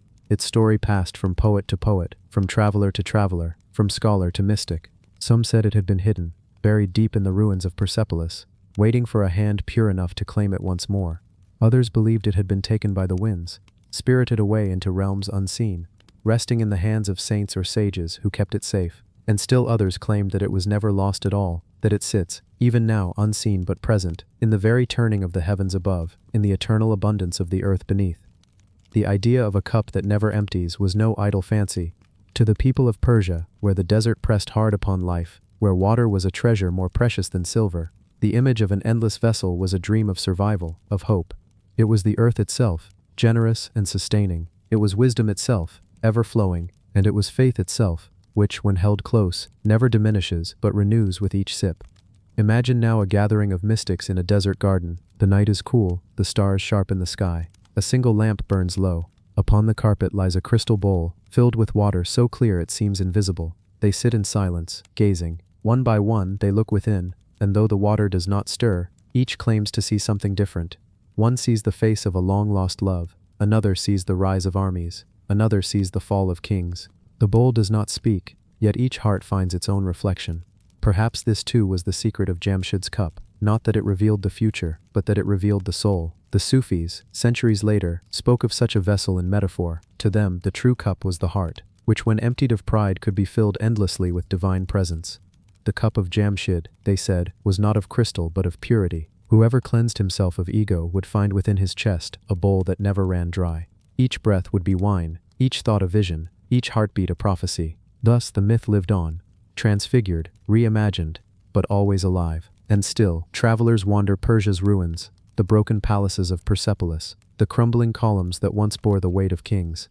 Among the stones, whispers rise. Perhaps the cup lies here, beneath dust and sand, waiting. And when the light of sunset strikes the ruins just so, when shadows pool and stars kindle above, one might almost see it, a bowl of light, shimmering, reflecting not stone nor dust, but eternity itself. The cup of Jamshid, the bowl that refused to empty, remains. Not in hand perhaps, but in memory, in dream, in longing. For who among us does not wish for a vessel that never runs dry? Who does not yearn for wisdom unending, for love that renews, for abundance that never falters? We carry the cup, perhaps, not in palaces nor in temples, but within us, always full, if only we remember to drink. The mask that hid the gods. Beneath the heavy green canopy of the Papuan rainforest, where the air hums with cicadas, and the smell of damp earth rises from roots as thick as a man's body, there lingers a tale told in half-whispers, shaped in smoke, and remembered through an artifact that few outside the islands have ever seen. They call it the Totenkopf mask, though that name, borrowed and twisted through the mouths of collectors and wanderers, barely touches the truth of what it was. Among the people who carved it, who fed it, who feared it, and yet depended upon it, it was something else entirely, a mask that hid the faces of men, while showing the face of the gods, a mask that devoured breath and returned visions, a mask that carried the sound of the ancestors into the present world. The story of this mask is not a single story, it is the story of a people, of islands adrift in the Pacific, of rituals performed beneath flame and shadow. It is also the story of outsiders who came with hunger in their eyes, who carried it away and pressed it into cabinets and museums where the forest air could no longer reach it. But before all that, before the silence of glass cases and whispered academic debates, there was only the mask itself, resting in darkness until called forth, a mouthless face carved from wood and bone, painted with ochres, blackened with soot, crowned with feathers that smelled of rain. If you were there, if you stepped quietly into one of those long houses raised on stilts above the forest floor, you would see it not as an artifact but as a presence. Imagine the night deep around you, broken by the orange leap of firelight. Imagine the dancers moving in a circle, their bodies painted in chalky white, their arms trembling with rhythm, their voices weaving a low chant that sinks into your skin. And then, from the shadows, the mask emerges, a shape larger than life, its eyes hollow, yet watching, its jaw sharp, its features stretched in a way no human face could truly be. The mask does not belong to the man who wears it. Rather, the man has given himself over to the mask, to the god it conceals and reveals. The Totenkopf mask was never meant for idle viewing. It was never meant for display or for the casual gaze of those who did not understand. It was a door carved not from wood or bone, but from the act of wearing it, of entering it, of becoming what it demanded. Through it, men stepped into another skin and became spirits of the dead, voices of the divine, keepers of stories that could not be told without trembling. The forest itself seemed to lean closer when the mask appeared. The cicadas grew louder, or else they fell suddenly silent. The parrots rustled in the high branches. The air thickened with the scent of crushed leaves, of burning resin. And in that gathering of sound and silence, the people would see not just their kin, but the figures of their ancestors returned. It was said that the mask could summon them, could carry the living into the company of the dead, and bring the dead into the world of the living, at least for a night. The making of such a mask was no small task. A carver would retreat into solitude, taking only the chosen piece of wood, a length from a tree believed to hum faintly when cut. With stone or later with iron blades he would shave and gouge and shape, listening all the while not for the sound of his own effort but for the voice of the being trapped inside the wood. They said the wood already contained the mask, that the carver merely freed it. Bone might be inlaid for teeth or brows, shell might be pressed in for gleaming eyes. Feathers were bound with twine, ochres rubbed into grooves. At each stage there were songs to be sung, offerings to be made, for to carve such a mask was to walk close to the edge of danger. If you erred, if you disrespected the spirit, the mask would not hide the gods but consume the maker instead. When finally completed, the mask was fed, not with food but with smoke, with the fat of animals burned upon the fire, with whispered names of ancestors, with dances offered in trembling devotion. It was believed to be alive in its own way. Not a person but not an object either, something in between. And as long as it was fed, it would serve the people, carrying their prayers upward and their gods downward. To see it up close by firelight would be to feel both awe and unease. The features were elongated, almost skeletal, yet rimmed with painted spirals that suggested infinity. Its eye sockets seemed at first empty, but then one realized they caught the flicker of fire and returned it as red pinpricks. The mouth was neither open nor closed, but shaped in a kind of eternal in-breath, as though it were always pulling the breath of the living into itself. And in that breath, perhaps, lay its power. The Totenkopf mask, if we call it by that name, belonged not to one man, not even to one clan, but to a people's shared ritual. To wear it was to give yourself away. You were no longer husband, no longer brother or son. You were the mask, the god, the ancestor. And when you took it off, you carried something of that otherness, still in your skin, sometimes for days, sometimes for a lifetime. But stories about the mask do not end with reverence alone. There are whispers of what happened when it was worn wrongly, when someone unprepared or impure put it on. Such men were said to go mad, to wander into the forest babbling until their voices were no longer human. Others wasted away, as though the mask had drained them. For the mask was not just a vessel of gods, it was a hungry thing too, demanding respect, demanding obedience. When traders and missionaries first stumbled into those dense green worlds, when they wrote their notes and gathered their collections, the mask appeared in their journals like a specter. They were unnerved by it, even as they coveted it. Some described it as a death's head, hence the name Totenkopf. They saw in it a skull, a reminder of mortality, and yet they sensed also its vitality. They wanted to take it, to carry it back across oceans, to place it in halls of learning, where it could be studied and displayed. And so, eventually, one mask was taken. Whether stolen, bought, or traded is uncertain, for the stories conflict. Some say it was given as a gesture of peace, others say it was taken under duress, and still others that it simply vanished, spirited away. What is known is that it left the forest, left the longhouse, left the humid nights of chanting and the scent of resin smoke. It entered instead the colder world of Europe, where it was catalogued, photographed, and locked in a case. There it sat, its feathers drying, its ochres fading, its breath silenced. Scholars came and argued over its meaning, labeling it, renaming it, filing it into categories that had nothing to do with the people who had carved it. Yet even there, in glass, it unsettled those who looked too long. Visitors reported feeling watched, feeling as though the hollow sockets were not empty but attentive. Some dreamed of it after seeing it, dreams of firelit dances, of forests they had never walked, of voices whispering in languages they did not know. The mask, it seemed, carried something of its world with it, even across oceans, even through time. To this day, among those who remember, the mask is spoken of not simply as art, nor even as ritual paraphernalia, but as a being. The mask that hid the gods, so they might call it still, remains a bridge. A reminder that in some places the boundary between human and divine, between living and dead, between object and presence, is thinner than we often believe. And if, one evening, you find yourself walking beneath trees that groan in the wind, if you smell smoke and hear a chant half hidden by distance, imagine for a moment that the mask is there still, waiting, watching, hiding the gods until it is called upon again. The statue that breathed ash. In the shadow of Vesuvius, there once stood a city that pulsed with life. Pompeii was its name, a place of fountains that whispered into stone basins, of streets carved by wagon wheels, of markets where figs and olives gleamed in the morning light. And hidden within that world, in a temple darkened by incense smoke and the steps of countless worshippers, there stood a statue. It was small, a bronze figure no taller than a man's forearm, its shape simple yet solemn, a priest, frozen in the act of offering, hands lifted, eyes narrowed, lips pursed as if mid-prayer. That figure was more than bronze. To those who tended it, to the priests who passed their fingers over it each dawn, wiping away the soot of oil lamps, it was presence. It was a vessel through which the gods might be glimpsed, not in full glory but in shadow, in echo, in hint. For statues in Roman temples were not mere art, they were not decoration, they were breathing places, masks of stillness through which the unseen leaned close. The priest in bronze had breathed incense for decades. Each evening smoke curled about him, cedar, myrrh, resin that caught in the throat and lingered on robes. The statue's dark surface grew slick with oils, dulled by touch. To look at it by lamplight was to feel watched, to feel that one's own offering was being weighed. And so the people of Pompeii, who feared gods as much as they adored them, treated the figure with reverence. Life around it carried on, heedless of what would come. Bakers woke in the night, kneading dough, shoving it into ovens that roared with heat. At dawn the smell of bread clung to the air, mingling with smoke from hearths. In the forum merchants spread their wares, wool dyed crimson, amphorae of wine, baskets of dates. Street performers juggled and shouted. Children ran shrieking between stalls. Wealthy patrons reclined in villas, their floors cool with mosaic, their walls alive with painted frescoes. Farmers came in from the countryside, sandals caked with dust, leading donkeys heavy with figs and grain, and always above them, serene and immense, stood the mountain, Vesuvius, green with vineyards, its slopes gentle to the eye. Few thought of it as dangerous. It was simply there, a shape against the horizon, a silent neighbor.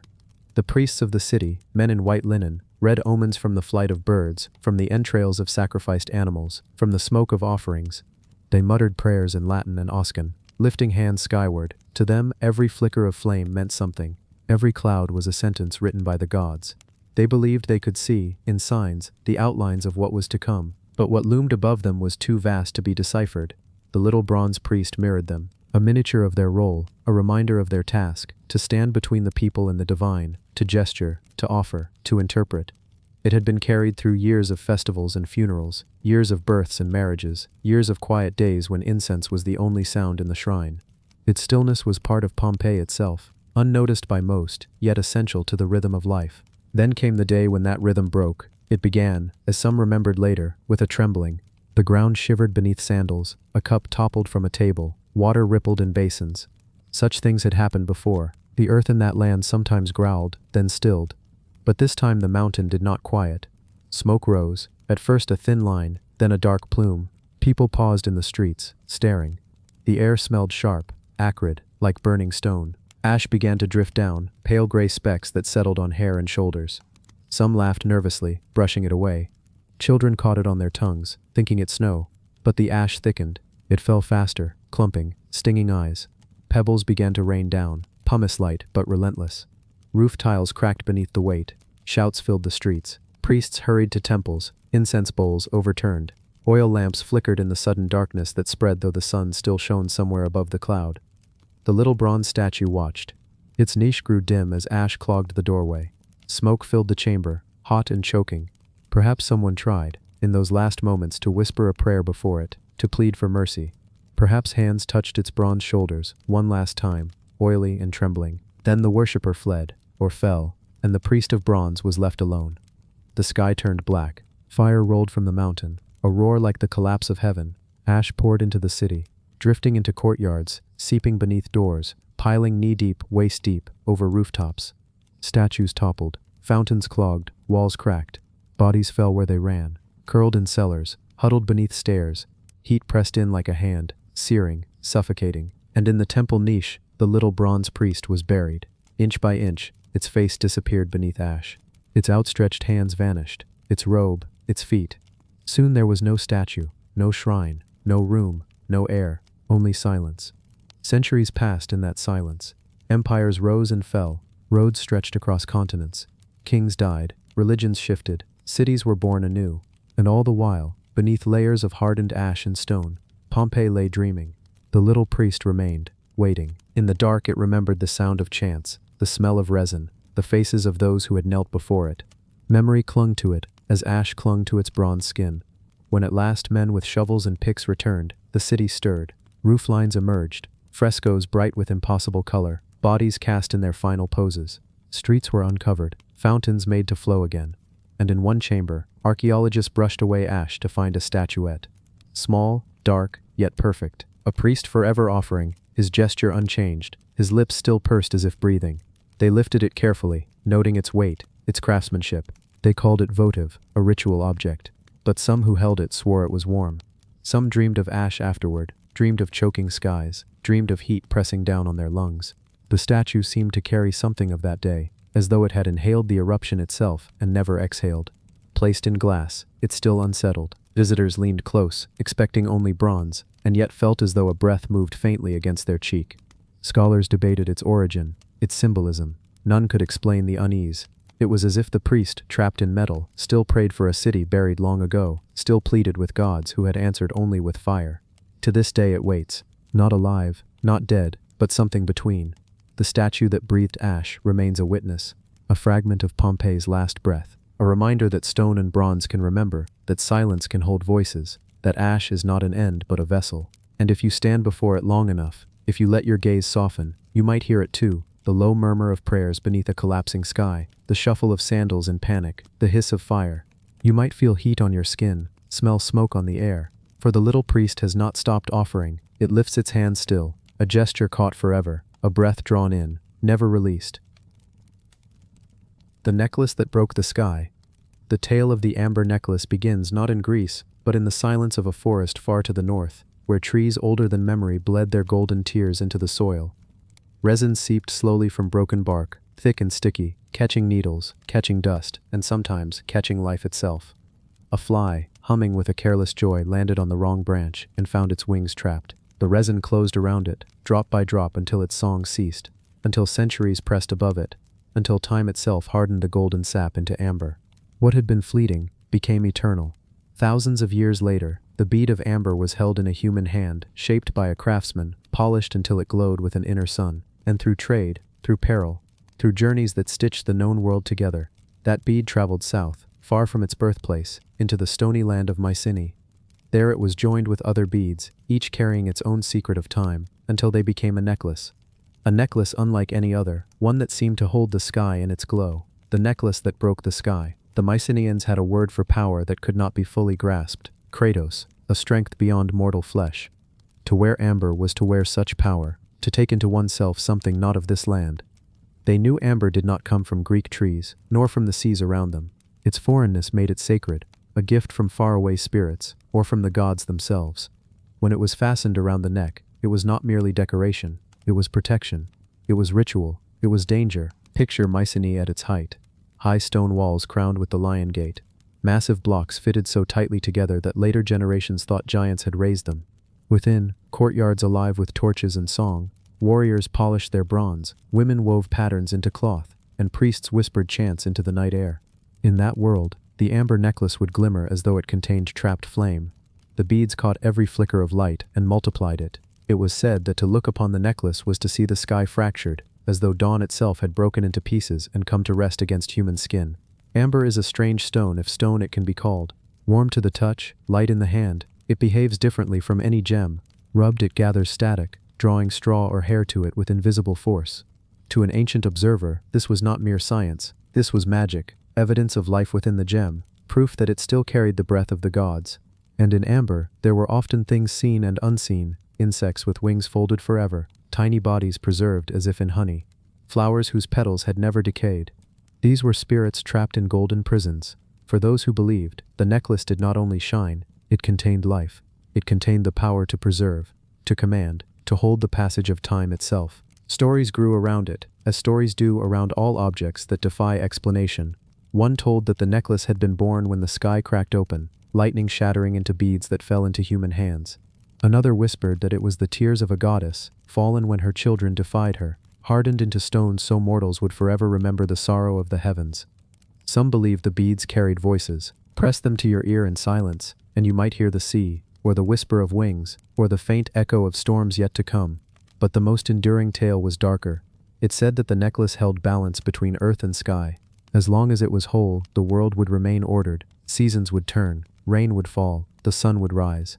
But if the necklace broke, if even one bead shattered, the sky itself would split, storms would rage without end, seas would rise and swallow the land, and the gods, their patience lost, would come walking among mortals again. Those who wore it walked carefully. They carried not just beauty, but burden. Imagine the woman in the palace hall, amber glowing against her throat. She would feel the weight of eyes upon her, not only those of mortals but of the gods themselves. Her every step became ritual. Her every word carried more than sound. She embodied the fragile thread between heaven and earth. When Mycenaean ships set sail, long and narrow, carved like the bones of fish, they carried warriors, goods and offerings. In their holds, sometimes, amber beads gleamed, packed with cloth, carried like secret fire. Merchants who bore them were thought protected, for no storm would dare swallow a necklace that could command the sky. But storms did come, and some ships never returned, their amber sinking into the sea. Divers still dream of finding them, beads glowing faintly in the dark waters, like embers smoldering at the bottom of time. Archaeology tells us the amber necklace of Mycenae was buried in a grave, sealed with the body of one who had mattered. A queen, perhaps. A priestess. A woman whose death had demanded offerings that could bridge the human and the divine. To send amber into the grave was to send light into darkness, to ensure the soul would find its way across the shadows. Those beads were not buried to be forgotten. They were buried to continue working, to continue protecting, to continue speaking to whatever world awaited beyond. But time is long. Palaces fell. Walls crumbled, fires swept the halls, the lion gate stood, but the lives it guarded slipped into silence. The necklace, hidden beneath earth and stone, waited. For centuries it lay untouched, its glow hidden. Then, as men with spades and brushes searched for echoes of the past, they found it again, dug from soil, cleaned by careful hands, strung once more into shape. The beads saw daylight after 1,000 years, and once more they glowed. Visitors now pass it behind glass, leaning close to admire its color. Children point at the way it seems to hold light. Scholars write notes. Tourists take photographs. Yet if you linger, if you let the hum of the museum fall away, you might feel it. The faint charge in the air, as though before a storm. The soft glow that feels alive. The necklace that broke the sky has not forgotten. Its story continues, bead by bead, waiting for those who will listen. And in quiet hours, when the gallery is empty, some say the beads gleam brighter, as though remembering torches long extinguished, as though answering whispers long faded, as though the sky, once broken, still leans close to listen. The necklace did not sleep, even when buried. For amber itself is not lifeless. It is a material born of once living trees, hardened sap that once flowed like blood. To the ancients that mattered. They saw amber as caught breath, as hardened sunlight, as something that had not died but transformed. And so, when the necklace lay beneath soil and stone, it was not forgotten. The earth itself remembered. The insects within its beads remembered. Time passed, but the glow never truly faded. In Mycenae, there were nights when the air itself felt heavy, when clouds gathered above the palace, and lightning flickered across the mountains. In such nights, the necklace was said to be carried into the great hall, beads trembling with light. Priests would circle it, chanting, offering wine, spilling oil into lamps, so the firelight played across the amber. They believed that by feeding light into the beads, they fed the sky itself. And in the morning, when storms broke apart and dawn spread clear and golden, they would say the necklace had done its work. The amber was more than a charm. It was a bridge. It linked Greece to lands far beyond, to forests in the north, to rivers that fed into seas, to traders who walked for months carrying beads in pouches at their belts. Each bead was a story of exchange. Each bead had passed through hands that spoke different tongues. By the time it reached Mycenae, it carried not only its golden glow, but also the weight of distant worlds. To wear it was to wear the path of trade itself, to become the meeting place of north and south, earth and sky. And there were those who believed the necklace could heal. Amber was thought to draw out sickness, to carry away pain, to soothe the restless heart. Mothers pressed it against children's foreheads. Warriors tied beads to their belts before battle. Priests touched it to the lips of the dying. In every act they asked the same thing. Let the sky break gently, not violently. Let the forces beyond us be kind. But whispers grew darker still, for power never rests easily. Some said the necklace was too strong for mortals to hold, that its true nature was a test, given by the gods to measure human restraint. As long as it was treated with reverence, the world remained whole. But should greed or pride take hold, should someone wear it not for ritual but for vanity, the balance would tip, the sky would crack, and the necklace would not protect but punish. One tale, half myth, half memory, told of a noblewoman who claimed the necklace as her own. She wore it not in the halls of ritual, but in feasts, parading before her guests, basking in their envy. That night, thunder shook the palace, the ground quivered, lamps fell, and part of the wall collapsed into dust. In the morning, she was gone. Some said she fled in fear, others whispered she had been taken, swallowed by the storm she had mocked. Her name was not remembered, but the warning was, the necklace chooses its bearer, not the other way around. When Mycenae fell, when its walls no longer held armies, when its palaces filled with ash and silence, the necklace slipped back into the earth. Perhaps it was hidden by trembling hands who feared conquest. Perhaps it was buried as offering, so the gods might preserve what remained. However it happened, it passed into shadow, and in that shadow, it waited. For centuries, for millennia, beads lying silent, still warm when touched, still alive when uncovered. Archaeologists who first held it in modern times did not know all this. They saw only amber. They marveled at its age, its beauty, its improbable journey from northern forests to Greek tomb. They measured, they catalogued, they displayed. But legends do not fade so easily. Some of those who studied it confessed to unease. They spoke of a faint hum when they touched the beads, of a charge in the air, like before lightning, of dreams that followed them after, dreams of broken skies, of seas rising, of voices whispering in languages lost. Visitors today lean over glass and peer into the beads. Some laugh at the tiny insects trapped within, marveling at preservation. Others linger. They notice how the light seems to shift, how the amber glows even when the lamp is dim, how it appears to pulse faintly in rhythm with the heart. And if they stand too long, a strange hush comes over them, as though the room holds its breath, as though the necklace, remembering centuries of power, still waits for one who will understand. Amber has always been a paradox, both fragile and enduring, both earthly and unearthly, both ornament and oracle. The Mycenaeans knew this, even if they could not name it. To them the necklace was more than treasure. It was proof that the boundary between heaven and earth was thin, that the sky could break and spill its light into mortal hands. And so it remains, a chain of beads strung together across time, binding past to present, myth to memory, silence to storm. The necklace that broke the sky does not need to be worn to work. Its story itself is power. Every retelling is another bead added, another fragment of light preserved, another reminder that the line between beauty and destruction is as fine as the thread that holds the beads together. Even now, if you close your eyes, you might feel it, a faint warmth, as if sunlight rests upon your skin, a hush, as if the air waits, and somewhere, deep within memory, the soft crack of a sky breaking open, spilling its light into the world, one amber bead at a time. The idol that drank moonlight, where it begins in the stillness of stone, in the silence of ruins, where wind whistles through broken walls, where moss clings to carvings, and where the night sky seems closer than anywhere else on earth. There, half reclining with head turned sideways, a figure waits. Its body is carved, not alive, yet it seems alert, half in rest, half in listening. It is the Chacmool, the idol that drank moonlight. For centuries it has lain upon temple platforms, holding in its stone hands a bowl, a vessel, an offering plate. Into that shallow space, the ancients poured gifts for the gods, flowers, maize, incense, pulque, sometimes blood. Always the Chacmool waited, patient, its stone chest open, its eyes lifted to a sky so vast it seemed to press down upon the earth. To the Mexica, to the Maya, to the Toltecs before them, the Chacmool was not simply a statue. It was a threshold, a messenger, a conduit between human hands and divine hunger.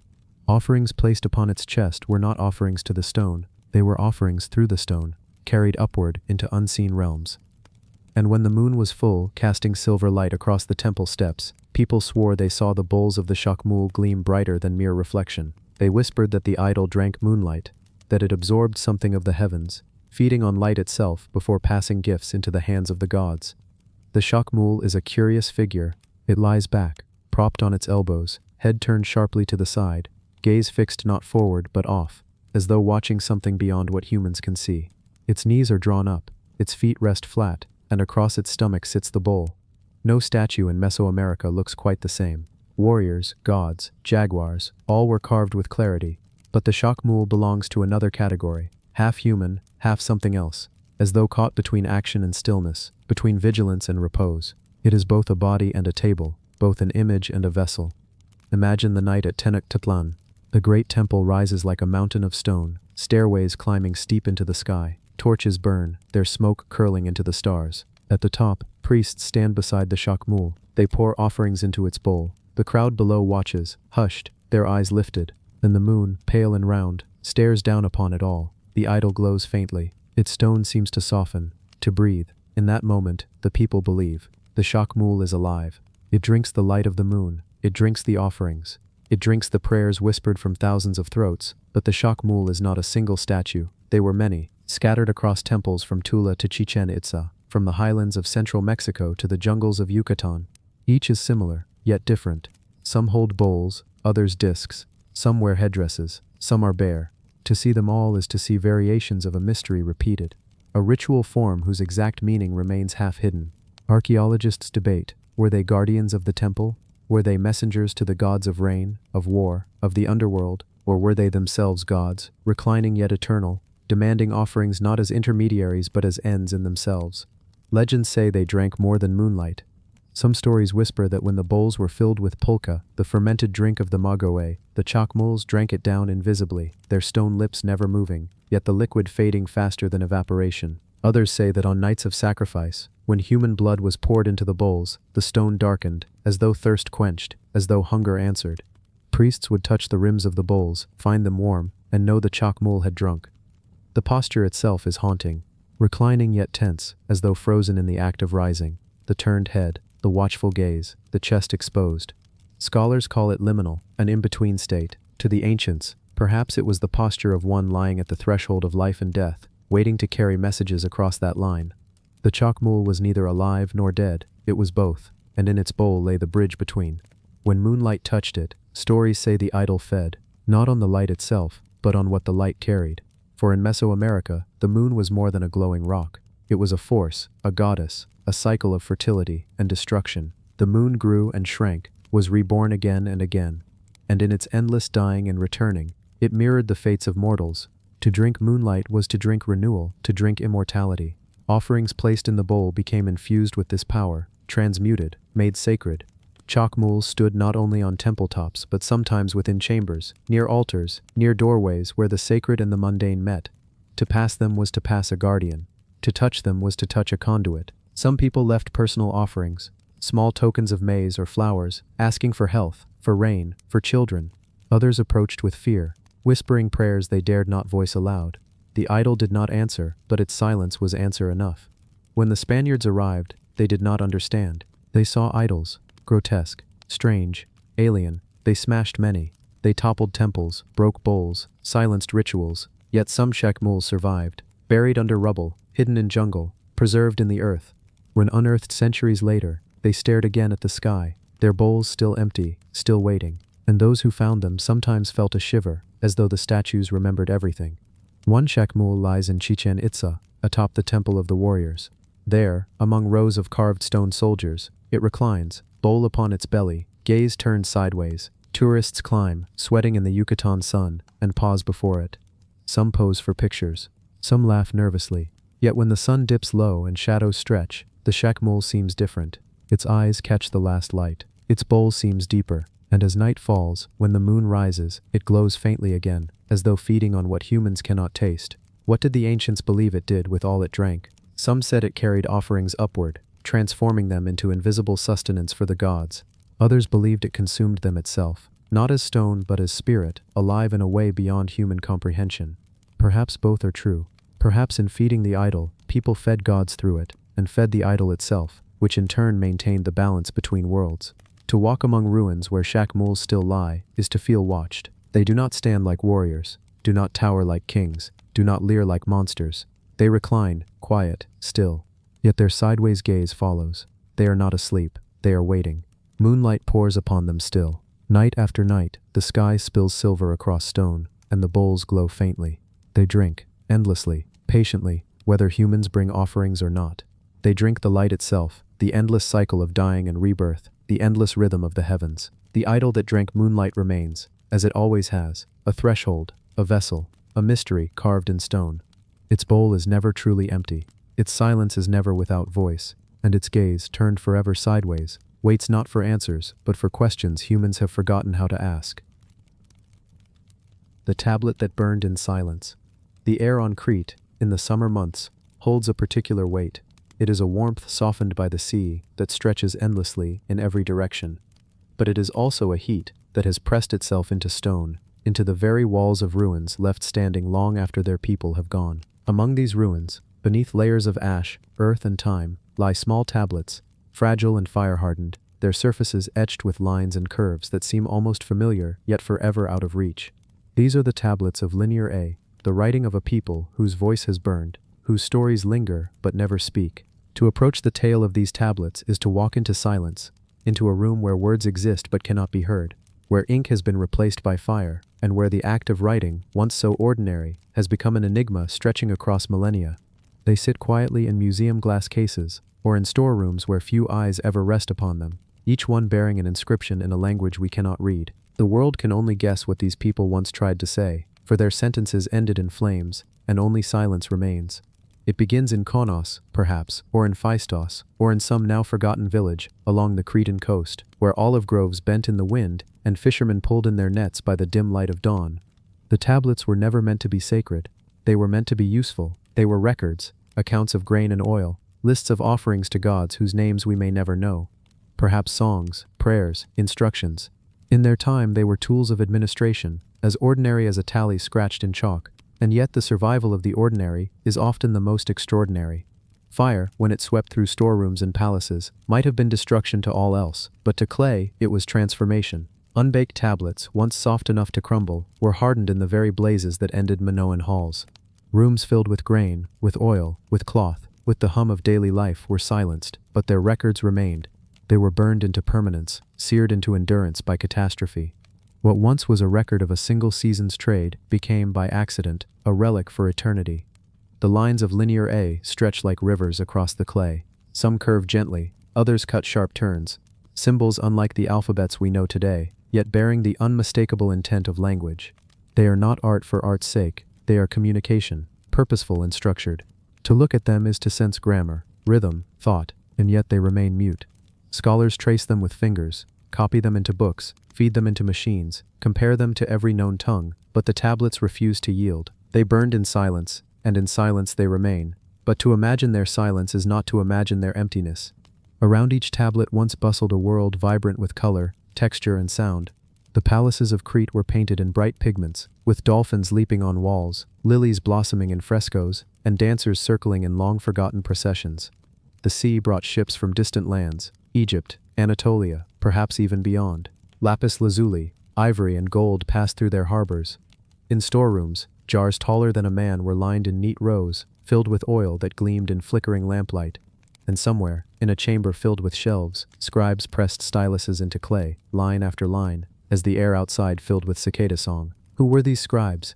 Their names are gone, their faces unknown, but their hands left traces more intimate than any statue or fresco. Every stroke of linear A was a choice, every symbol the mark of a person alive in that moment, thinking, recording, ensuring that their society functioned. They were quiet figures in a world of kings and priestesses, yet through their diligence we glimpse shadows of the Minoan world. One imagines them bent over low tables, lamps smoking, styluses tapping against clay as they wrote down lists of grain, measured in amphorae, sheep counted on hillsides, jars of honey destined for a temple. And temples there were. Sanctuaries where figures of goddesses stood, arms raised, snakes coiled around their wrists, their eyes unblinking. Linear A may well have recorded the gifts left at their feet: wool, oil, grain, and perhaps even human lives, though we can never be certain. The tablets do not speak, but they suggest, they hint, they whisper around the edges of comprehension. In silence, they tease us with meaning just out of reach. When the fires came, whether by accident, by invasion, or by earthquake striking lamplit halls, the scribes did not survive to read their work again. The people scattered, the palaces fell, but the tablets endured. In a paradox of history, their destruction became their preservation, and so they came down to us, fragments of language without translation, relics of a people whose voice has been drowned by time. In the present day, they lie in orderly rows in museum drawers or behind glass, each one no larger than a hand, but each holding within it a silence that stretches across 3,500 years. Scholars lean close, searching for patterns, comparing them to Linear B, the later script of Mycenaean Greece. Linear B yielded eventually. Its syllables cracked open, revealing lists of sheep, cattle, bronze, women, men, gods, rations. But Linear A resists. Its roots seem deeper, its connections lost. Each attempt to break it ends in frustration, like trying to recall a dream upon waking. And yet, in their silence, the tablets speak differently. They tell us not of what they contain, but of the fragility of memory. They remind us that entire civilizations can rise, flourish, create beauty beyond imagining, and then vanish, leaving behind words no one can read. They are humbling objects, not only for their age, but for their refusal. They refuse to be consumed by us. They hold their secrets still, and in doing so, they remind us that not all pasts are ours to possess. Imagine for a moment, a night on Crete, when the moon was full, and the sea shimmered silver. The palaces glowed in lamplight. Music rose from courtyards. Dancers spun in circles, their skirts flaring, their feet thudding softly on stone. In some quiet chamber, a scribe was still at work, marking down the grain brought in from fields. His hand was steady, his stylus pressing clay. He did not know that his tablet would survive for thousands of years. He did not write for us. And yet here we are, staring at his words, unable to hear them. The silence of the tablets is not emptiness. It is fullness withheld. It is a story half told, a song cut off mid-verse, a sentence forever lacking its end. It is the weight of a civilization pressing down through clay, reaching us not as sound but as ash and line and unbroken mystery. They burned in silence, and in silence they remain, but in that silence is a depth as vast as the sea that carried the Minoans to every horizon they knew. And perhaps in the stillness of night, when the cicadas have gone quiet, and only the waves move against the shore, one can almost imagine the voices returning, faint, half-heard, carried on wind and firelight. The tablets may never be read, but they are never forgotten. They exist at the edge of knowing, the edge of language itself, and in that edge they hold a strange power, the power to remind us that silence, too, is a form of speech. To wander through Crete today is to see the echoes of the Minoans still etched into the landscape. The olive trees grow twisted and ancient, their roots gripping rocks that may have once bordered palace courtyards. The sea still glitters as it did 3,000 years ago, and the winds that sweep across the island might once have carried the sound of flutes and drums from Minoan festivals. The ruins are not empty, they hum with memory, and if one bends close to the stones, if one lets the imagination drift like a tide, the silence begins to fill itself. The tablets, though unread, become companions in this imagining, tiny anchors that remind us these were not myths, not inventions, but lives once lived. Archaeologists first brushed the earth away from them more than a century ago, when the palaces of Knossos and Phaistos were uncovered. At first glance, they seemed so small compared to the vast throne rooms and staircases, but in truth, they were the heart of the civilization. Palaces were not merely royal dwellings, they were centers of trade, administration, and ritual. They were storehouses of wealth, and their ledgers were inscribed in clay. Without the tablets, a palace was just stone. With them, it became a machine of economy, a hive of activity. The first time a scholar held a linear A tablet in hand, the excitement must have been overwhelming. The marks were unmistakably writing, not pictures, not decorative lines, but words. The possibility of a whole lost literature glowed in that moment. Perhaps there were hymns, prayers, poems, instructions, even laws. Perhaps there were names of kings and queens, tales of voyages, contracts of trade. Yet each attempt to read them fell into silence. The script stared back, its lines steady, precise, but its meaning gone. It was like looking into a pair of eyes across centuries that blinked but did not speak. There is a strange poetry in the fact that fire preserved them. The Minoan world was filled with color and delicacy, frescoes of blue dolphins, gold jewelry hammered into intricate patterns, delicate seals carved into stone no bigger than a fingernail. Yet much of this was lost to time, broken, melted, eroded. But the clay tablets, humble and plain, endured. They endured because they were caught in fire. Rooms filled with papyrus, with cloth, with wood, all gone. But the clay, once soft, hardened in flame. It is as if destruction chose to leave behind only silence, only words that could not be read. The silence invites speculation. Were these tablets only lists of goods, or did they contain something more? Some scholars suggest they recorded offerings to deities whose names we can glimpse but not pronounce. Others imagine rituals tied to stars, to the moon that cast its light over the island. Perhaps they noted the cycles of festivals, the times when dancers whirled in sacred courts and libations were poured into the earth. Some symbols repeat with a rhythm that feels almost like poetry, as though they might have carried more than numbers. When the Mycenaeans came, centuries later, they adopted the Minoan script and adapted it into Linear B. This script, unlike Linear A, was cracked open by scholars in the 20th century. It revealed a practical world, records of sheep, cattle, chariots, grain, workers, bronze. It revealed the workings of palatial economies but little of their myths or dreams. If Linear B, so close to Greek, was merely administrative, could Linear A have been the same, or did it carry more? That is the lingering question, the mystery that haunts every curved line on the tablets. In the silence of Linear A is also the silence of the Minoans themselves. Unlike later Greeks, they left no epics, no histories, no inscriptions carved in stone for us to read.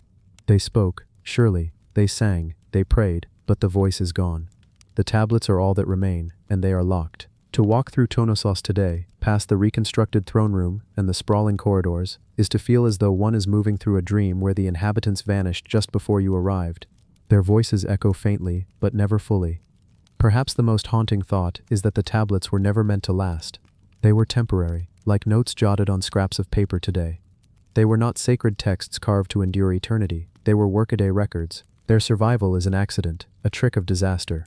The fire that destroyed Minoan palaces turned their records into something eternal.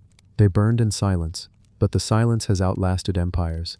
And so we imagine the scribe who pressed his stylus into the clay, who paused to dip his fingers into a bowl of water, who leaned over his work while voices rose outside his chamber. We imagine the merchant waiting for a record of his delivery, the priest waiting for a tally of offerings. We imagine the voice behind the lines, speaking in a language no one alive has heard. That voice drifts to us now, only as silence, but it is a silence filled with weight. In the dimness of museum halls, visitors stand before the tablets, eyes narrowing at their mysterious symbols. Some move on quickly, preferring statues and frescoes. Others linger, drawn in by the enigma, by the knowledge that here lies a message sealed beyond reach. There is a strange intimacy in reading something you cannot understand, as though the writer is whispering directly into your ear in a language from a dream. You know meaning is there, but it is veiled, hidden behind smoke. The tablets remind us of the fragility of knowledge. Empires rise and fall, but words are more delicate than walls. A language without heirs can vanish entirely, leaving behind only marks without voice. Linear A is a reminder that memory is not guaranteed, that silence can swallow whole civilizations. Yet in that silence, there is also endurance. For thousands of years, they have resisted us. In resisting, they have survived, and perhaps that is the truest legacy of the tablet that burned in silence. It reminds us that not everything can be possessed, not every secret unwrapped. There are parts of the past that remain beyond us, and in their distance, they teach humility. We stand before them, listening to silence, and in that silence, we hear the echo of lives that once were, flickering like lamplight against palace walls. The sword that refused to rust. In a museum glass case, lying under a wash of quiet light, there rests a sword that should not exist. Its surface gleams not with the dullness of age, nor the decay of centuries, but with a sharpness that still whispers of battle. Across its blade are etched letters that read like a riddle, a mark that scholars trace with reverent care. Plus ULFBRH, plus T. The sword is old, so old that its first owners lived in a world of longboats and monasteries, of cold northern seas and raided shores. And yet, when you look upon its steel, it seems impossibly modern. It should be broken, pitted, reduced to red dust, but it is not. It shines, it resists time. It is a weapon forged before its age could have known how. It is the sword that refused to rust. The story of Ulfberht begins in the 9th century, or perhaps earlier, when Europe was a patchwork of kingdoms, abbeys, villages, and wild woods. Across the rivers and seas, the Vikings came, tall ships with striped sails cutting across gray water, their prows carved with snarling beasts. In their hands most men carried axes, spears, or simple blades of iron, weapons strong enough for war but crude compared to the treasures that sometimes appeared in the hands of their leaders. Among these treasures was the Ulfberht sword, a weapon so advanced in its metallurgy that it seemed almost magical, centuries ahead of its time. To understand why it was miraculous, one must imagine the world of early medieval metal. Iron was common enough, but it was brittle, soft, filled with impurities. A blacksmith could hammer it, fold it, coax it into strength, but there were limits. To create a blade that did not bend, did not break, was difficult. The secret lay in steel, in controlling the carbon within the iron. Too little carbon, and the blade was soft; too much, and it shattered. The perfect balance was rare, and yet the makers of Ulfberht achieved it with a mastery that would not be seen again in Europe for nearly 1,000 years. Their blades contained steel so pure, with so few impurities, that modern scientists examining fragments under microscopes marvel still. The steel is closer to what we call crucible steel, a material produced in distant lands like Persia and India, where furnaces reached high enough temperatures to melt iron completely, allowing carbon to mix evenly. In Europe, such technology should not have existed until the Industrial Revolution. Yet here, in the time of Vikings, it appeared. How? The question lingers like smoke over a dying fire. To hold an Ulfberht sword would have been to hold power itself. Imagine a warrior lifting it from its sheath, its weight balanced perfectly, its edge sharper than anything his enemies carried. In battle, where axes splintered and swords bent, his blade cut clean, unyielding. His foes might wonder if it was enchanted, if it was blessed by saints or cursed by sorcery. The letters on the blade, Flup ULFBR, only deepened the mystery. Were they the name of the maker, a workshop, a family line, or were they a brand, a promise that this was no ordinary sword, but one forged with secrets few could master? In truth, no one knows precisely who Ulfberht was. Some suggest a Frankish smith, working in the lands of the Carolingian Empire, where monasteries and towns clustered along the Rhine.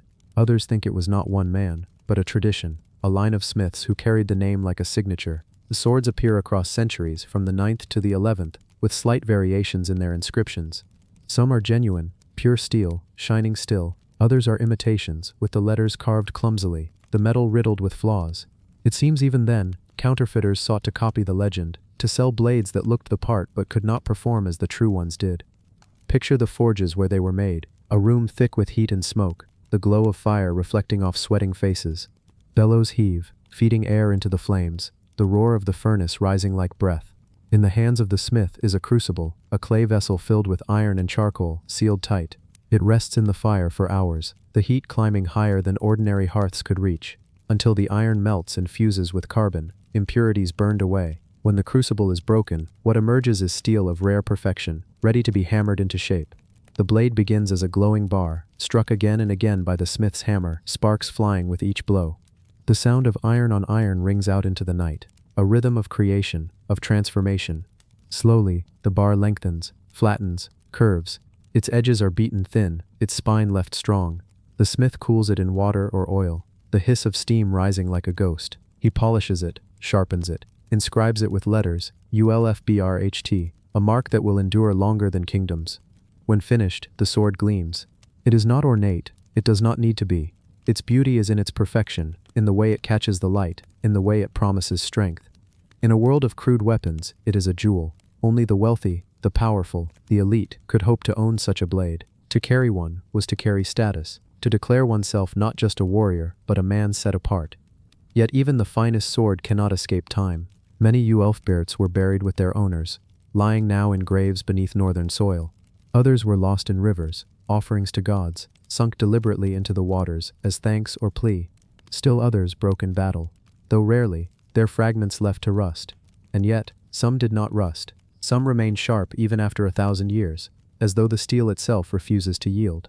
These are the ones that sit in museums today, their edges still able to cut, their polish still reflecting faces of those who gaze in awe. The mystery deepens when we ask how northern smiths gained the knowledge to create such steel. Did they travel east, learning from Persian masters? Did trade routes bring crucible steel ingots from as far as Central Asia, carried by merchants through rivers and roads?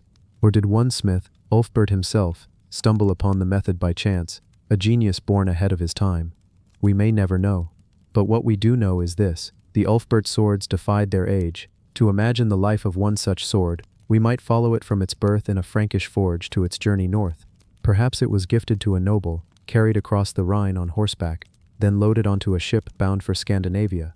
Perhaps it was won in battle, taken from the hand of a fallen foe. In a longhouse lit by fire, its owner might rest it by his side as he drank mead, the blade reflecting the flicker of flames. He might lay it beside him when he slept, its presence a comfort. He might draw it in raids, its edge slicing through the air as shouts rang out and churches burned. And when he died, perhaps his kin laid it with him in his grave, a final companion for his journey beyond. Or perhaps they broke it, as was sometimes done, to release its spirit, to prevent it from being stolen. Still the pieces endure, the name Ulfberht, legible even in fragments. It is a name that survives when so much else has been lost. In the stillness of a museum, the sword rests now. Visitors pass, whispering, marveling. Children press their faces close to the glass, eyes wide. Scholars lean in, measuring, analyzing, and the sword waits, as it has waited for centuries, its silence a story of endurance. It has refused rust, refused oblivion. It remains, and in its remaining, it speaks, not in words but in steel. It tells us that the past was not always primitive, that brilliance flickered even in dark ages. It tells us that secrets can endure in metal, that a single name can outlast empires. It tells us that some creations are more than tools, they are mysteries, puzzles left for us to solve, challenges across time. The Ulfberht sword is such a puzzle. Its letters shine still, its blade resists decay, its origin remains uncertain. It is, in the truest sense, a sword that refused to rust, not only in metal, but in memory. For as long as its edge gleams, as long as its name is read, the silence of centuries cannot erase it. It is steel turned to legend, a voice forged in fire that speaks without words, across 1,000 years. You've just wandered through another secret of the ancient world, uncovered here on Unearthed Secrets. If you enjoyed this journey, please subscribe to our channel, give this video a like, and share where you're watching from. Until next time, sleep well, and let the past keep whispering.